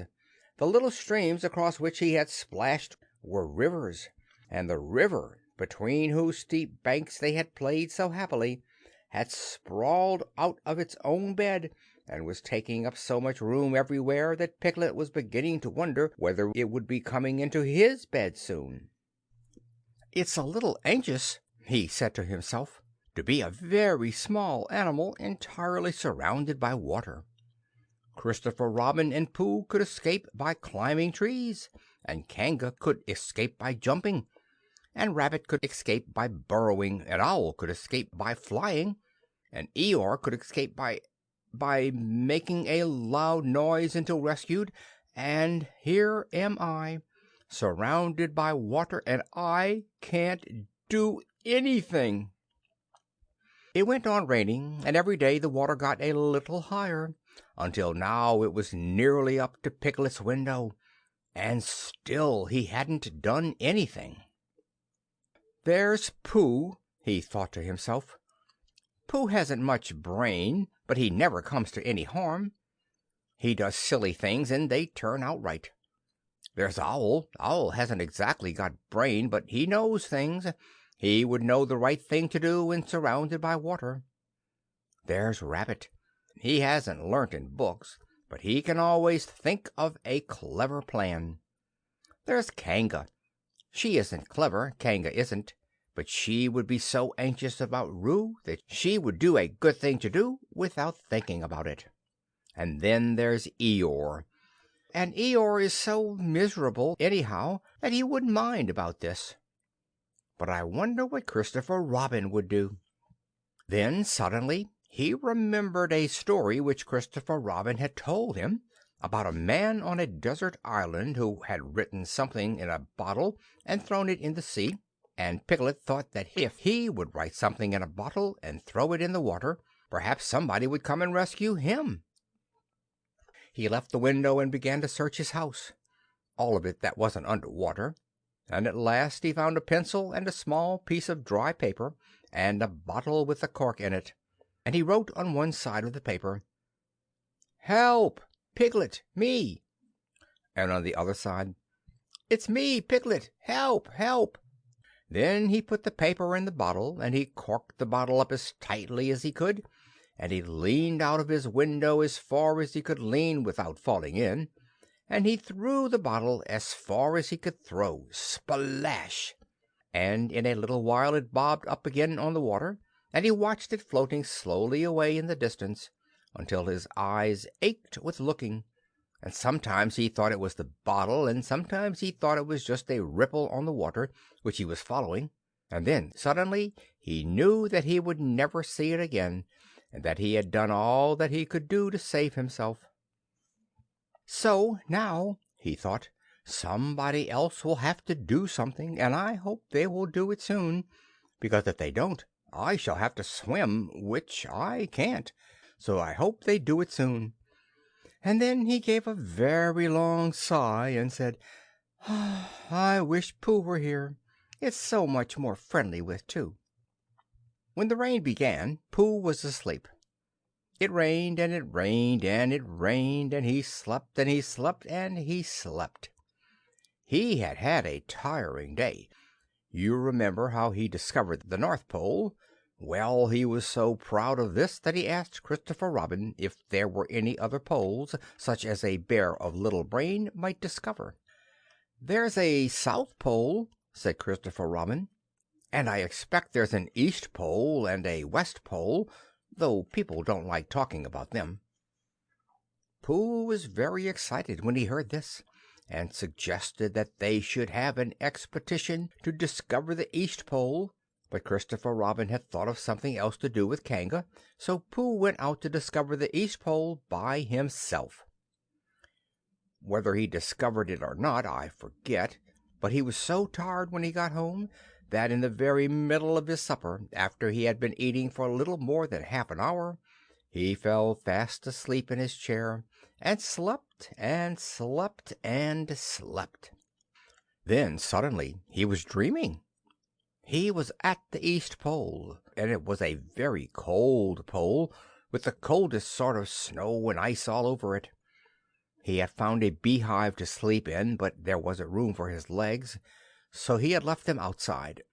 And wild woozles, such as inhabit the East Pole, came and nibbled all the fur off his legs to make nests for their young. And the more they nibbled, the colder his legs got, until suddenly he woke up with an "Ow!" And there he was, sitting in his chair with his feet in the water and water all round him. He splashed to his door and looked out. "This is serious," said Pooh. "I must have an escape." So he took his largest pot of honey and escaped with it to a broad branch of his tree, well above the water. And then he climbed down again and escaped with another pot, and when the whole escape was finished, there was Pooh sitting on his branch, dangling his legs, and there beside him were 10 pots of honey. 2 days later there was Pooh sitting on his branch, dangling his legs, and there beside him were 4 pots of honey. 3 days later there was Pooh sitting on his branch, dangling his legs, and there beside him was 1 pot of honey. 4 days later there was Pooh, and it was the morning of the 4th day that Piglet's bottle came floating past him, and with one loud cry of "Honey!" Pooh plunged into the water, seized the bottle, and struggled back to his tree again. "Bother!" said Pooh as he opened it. "All that wet for nothing. What's that bit of paper doing?" He took it out and looked at it. "It's a message," he said to himself. "That's what it is. And that letter is a P, and so is that, and so is that. And P means Pooh. So it's a very important message to me, and I can't read it. Oh, I must find Christopher Robin, or Owl, or Piglet, one of those clever readers who can read things, and they will tell me what this message means. Only I can't swim. Oh, bother!" Then he had an idea, and I think that for a bear of very little brain it was a good idea. He said to himself, "If a bottle can float, then a jar can float, and if a jar floats, I can sit on the top of it, if it's a very big jar." So he took his biggest jar and corked it up. "All boats have a name," he said, "so I shall call mine the Floating Bear." And with these words he dropped his boat into the water and jumped in after it. For a little while Pooh and the Floating Bear were uncertain as to which of them was meant to be on the top, but after trying 1 or 2 different positions they settled down with the Floating Bear underneath, and Pooh triumphantly astride it, paddling vigorously with his feet. Christopher Robin lived at the very top of the forest. It rained, and it rained, and it rained, but the water couldn't come up to his house. It was rather jolly to look down into the valleys and see the water all round him, but it rained so hard that he stayed indoors most of the time and thought about things. Every morning he went out with his umbrella and put a stick in the place where the water came up to, and every next morning he went out and couldn't see his stick any more. So he put another stick in the place where the water came up to, and then he walked home again. And each morning he had a shorter way to walk than he had had the morning before. On the morning of the 5th day he saw the water all round him, and he knew that for the first time in his life he was on a real island, which was very exciting. It was on this morning that Owl came flying over the water to say "How do you do" to his friend Christopher Robin. "I say, Owl," said Christopher Robin, "isn't this fun? I'm on an island."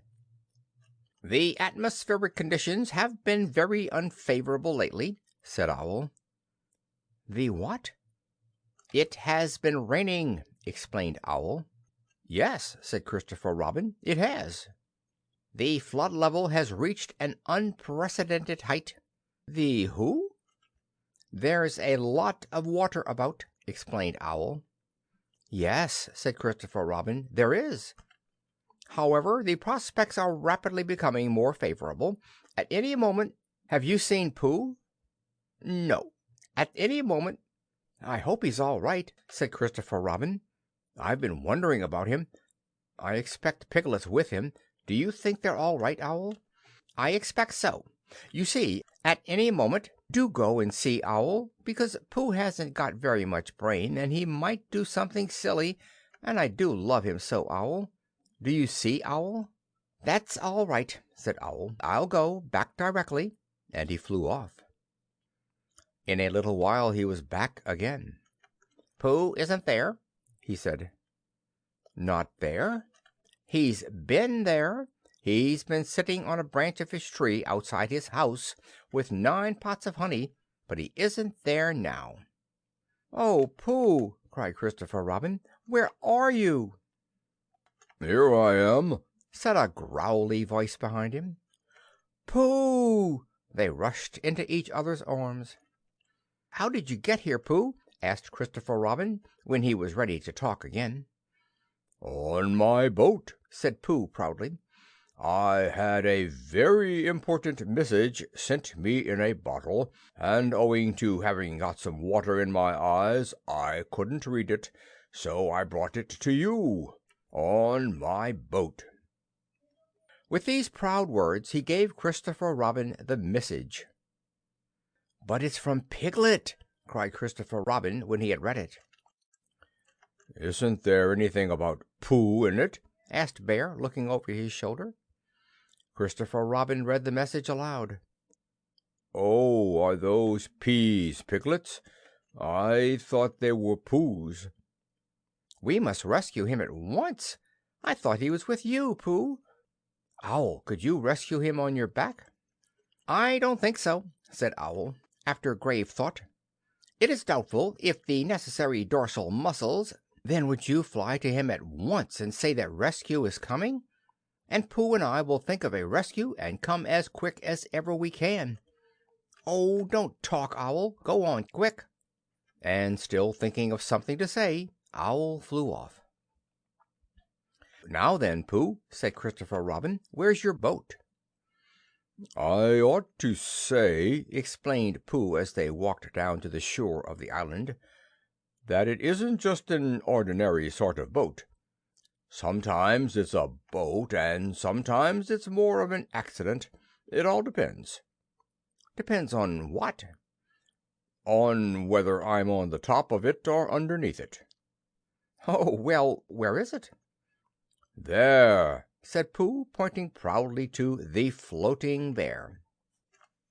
It wasn't what Christopher Robin expected, and the more he looked at it, the more he thought what a brave and clever bear Pooh was. And the more Christopher Robin thought this, the more Pooh looked modestly down his nose and tried to pretend he wasn't. "But it's too small for 2 of us," said Christopher Robin sadly. 3 of us with Piglet." "That makes it smaller still. Oh, Pooh Bear, what shall we do?" And then this bear, Pooh Bear, Winnie the Pooh, F.O.P., friend of Piglet's, R.C., Rabbit's companion, P.D., Pole Discoverer, E.C. and T.F., Eeyore's comforter and tail finder. In fact, Pooh himself said something so clever that Christopher Robin could only look at him with mouth open and eyes staring, wondering if this was really the bear of very little brain whom he had known and loved so long. "We might go in your umbrella," said Pooh. "Huh?" "We might go in your umbrella," said Pooh. "Huh?" "We might go in your umbrella," said Pooh. Ah! For suddenly Christopher Robin saw that they might. He opened his umbrella and put it point downward in the water. It floated, but wobbled. Pooh got in.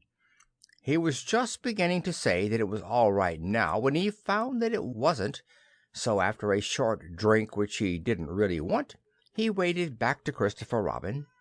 Then they both got in together, and it wobbled no longer. "I shall call this boat the Brain of Pooh," said Christopher Robin, and the Brain of Pooh set sail forthwith in a southwesterly direction, revolving gracefully. You can imagine Piglet's joy when at last the ship came in sight of him. In after years he liked to think that he had been in very great danger during the terrible flood, but the only danger he had really been in was in the last half hour of his imprisonment, when Owl, who had just flown up, sat on a branch of his tree to comfort him, and told him a very long story about an ant who had once laid a seagull's egg by mistake. And the story went on, rather like this sentence, until Piglet, who was listening out of his window without much hope, went to sleep quietly and naturally, slipping slowly out of the window towards the water, until he was only hanging on by his toes, at which moment, luckily, a sudden loud squawk from Owl, which was really part of the story, being what his aunt said, woke the Piglet up and just gave him time to jerk himself back into safety and say, "How interesting! And did she?" Well, you can imagine his joy when at last he saw the good ship Brain of Pooh, Captain C. Robin, First Mate P. Bear, coming over the sea to rescue him. Christopher Robin and Pooh again. And that is really the end of the story, and I am very tired after that last sentence. I think I shall stop there. Chapter 10 of Winnie the Pooh by A. Milne. One day, when the sun had come back over the forest, bringing with it the scent of May, and all the streams of the forest were tinkling happily to find themselves their own pretty shape again, and the little pools lay dreaming of the life they had seen and the big things they had done, and in the warmth and quiet of the forest the cuckoo was trying over his voice carefully and listening to see if he liked it, and wood-pigeons were complaining gently to themselves in their lazy, comfortable way that it was the other fellow's fault, but it didn't matter very much. On such a day as this, Christopher Robin whistled in a special way he had, and Owl came flying out of the 100-acre wood to see what was wanted. "Owl," said Christopher Robin, "I am going to give a party." "You are you?" said Owl. "And it's to be a special sort of party, because it's because of what Pooh did when he did what he did to save Piglet from the flood." "Oh, that's what it's for, is it?" said Owl. "Yes, so will you tell Pooh as quickly as you can, and all the others, because it will be tomorrow." "Oh, it will it?" said Owl, still being as hopeful as possible. "So will you go and tell them, Owl?" Owl tried to think of something very wise to say, but couldn't, so he flew off to tell the others, and the first person he told was Pooh. "Pooh," he said, "Christopher Robin is giving a party." "Oh," said Pooh, and then, seeing that Owl expected him to say something else, he said, "Will there be those little cake things with pink sugar icing?" Owl felt that it was rather beneath him to talk about little cake things with pink sugar icing, so he told Pooh exactly what Christopher Robin had said, and flew off to Eeyore. "A party for me?" thought Pooh to himself. "How grand!" And he began to wonder if all the other animals would know that it was a special Pooh party, and if Christopher Robin had told them about the floating bear and the Brain of Pooh and all the wonderful ships he had invented and sailed on. And he began to think how awful it would be if everybody had forgotten about it, and nobody quite knew what the party was for. And the more he thought like this, the more the party got muddled in his mind, like a dream when nothing goes right. And the dream began to sing itself over in his head until it became a sort of song. It was an anxious Pooh song. "Three cheers for Pooh." "For who?" "For Pooh. Why, what did he do? I thought you knew. He saved his friend from a wetting. Three cheers for Bear." For where?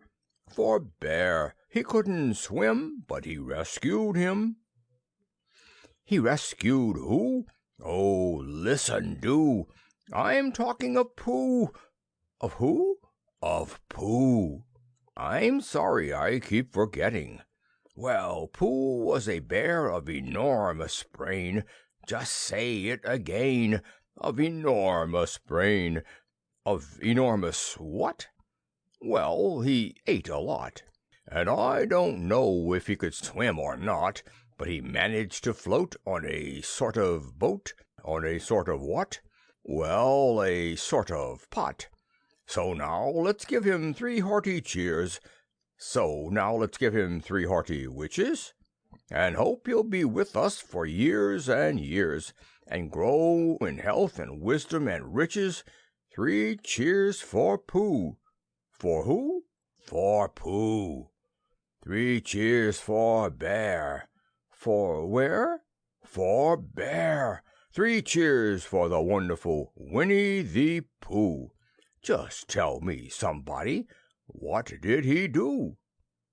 While this was going on inside him, Owl was talking to Eeyore. "Eeyore," said Owl, "Christopher Robin is giving a party." "Very interesting," said Eeyore. "I suppose they will be sending me down the odd bits which got trodden on. Kind and thoughtful. Not at all. Don't mention it." "There is an invitation for you." "What's that like?" "An invitation." "Yes, I heard you. Who dropped it?" "This isn't anything to eat. It's asking you to the party tomorrow." Eeyore shook his head slowly. "You mean Piglet, the little fellow with the excited ears. That's Piglet. I'll tell him." "No, no," said Owl, getting quite fussy. "It's you." "Are you sure?" "Of course I'm sure. Christopher Robin said all of them. Tell all of them." "All of them except Eeyore?" "All of them," said Owl sulkily. "Ah," said Eeyore. "A mistake, no doubt. But still I shall come. Only don't blame me if it rains." But it didn't rain. Christopher Robin had made a long table out of some long pieces of wood, and they all sat round it. Christopher Robin sat at one end, and Pooh sat at the other, and between them on one side were Owl and Eeyore and Piglet, and between them on the other side were Rabbit and Roo and Kanga. And all Rabbit's friends and relations spread themselves about on the grass, and waited hopefully in case anybody spoke to them, or dropped anything, or asked them the time. It was the first party to which Roo had ever been, and he was very excited. As soon as ever they sat down, he began to talk. "Hello, Pooh!" he squeaked. "Hello, Roo!" said Pooh. Roo jumped up and down in his seat for a little while, and then began again. "Hello, Piglet!" he squeaked. Piglet waved a paw at him, being too busy to say anything. "Hello, Eeyore!" said Roo. Eeyore nodded gloomily at him. "It will rain soon. You see if it doesn't," he said. Roo looked to see if it didn't, and it didn't. So he said, "Hello, Owl!" And Owl said, "Hello, my little fellow," in a kindly way, and went on telling Christopher Robin about an accident which had nearly happened to a friend of his, whom Christopher Robin didn't know. And Kanga said to Roo, "Drink up your milk first, dear, and talk afterwards." So Roo, who was drinking his milk, tried to say that he could do both at once, and had to be patted on the back and dried for quite a long time afterwards. When they had all nearly eaten enough, Christopher Robin banged on the table with a spoon, and everybody stopped talking and was very silent, except Roo, who was just finishing a loud attack of hiccups and trying to look as if it was one of Rabbit's relations. "This party," said Christopher Robin, "is a party because of what someone did, and we all know who it was, and it's his party because of what he did, and I've got a present for him, and here it is." Then he felt about a little and whispered, "Where is it?" While he was looking, Eeyore coughed in an impressive way and began to speak. "Friends," he said, "including oddments, it is a great pleasure, or perhaps I had better say it has been a pleasure so far, to see you at my party. What I did was nothing. Any of you, except Rabbit and Owl and Kanga, would have done the same. Oh, and Pooh. My remarks do not, of course, apply to Piglet and Roo, because they are too small. Any of you would have done the same, but it just happened to be me. It was not, I need hardly say, with an idea of getting what Christopher Robin is looking for now." And he put his front leg to his mouth and said in a loud whisper, "Try under the table," "that I did what I did, but because I feel that we should all do what we can to help. I feel that we should all—" said Roo accidentally. "Roo, dear," said Kanga reproachfully. "Was it me?" asked Roo, a little surprised. "What's Eeyore talking about?" Piglet whispered to Pooh. "I don't know," said Pooh rather dolefully. "I thought this was your party." "I thought it was once, but I suppose it isn't." "I'd sooner it was yours than Eeyore's," said Piglet. "So would I," said Pooh. said Roo again. "As I was saying," said Eeyore loudly and sternly, "as I was saying, when I was interrupted by various loud sounds, I feel that—" "Here it is!" cried Christopher Robin excitedly. "Pass it down to silly old Pooh. It's for Pooh." "For Pooh?" said Eeyore. "Of course it is. The best bear in all the world." "I might have known," said Eeyore. "After all, one can't complain. I have my friends. Somebody spoke to me only yesterday, and it was last week, or the week before that, Rabbit bumped into me and said, 'Bother! The social round. Always something going on.'" Nobody was listening, for they were all saying, "Open it, Pooh! What is it, Pooh? I know what it is." "No, you don't," and other helpful remarks of this sort. And of course Pooh was opening it as quickly as ever he could, but without cutting the string, because you never know when a bit of string might be useful. At last it was undone. When Pooh saw what it was, he nearly fell down, he was so pleased. It was a special pencil case.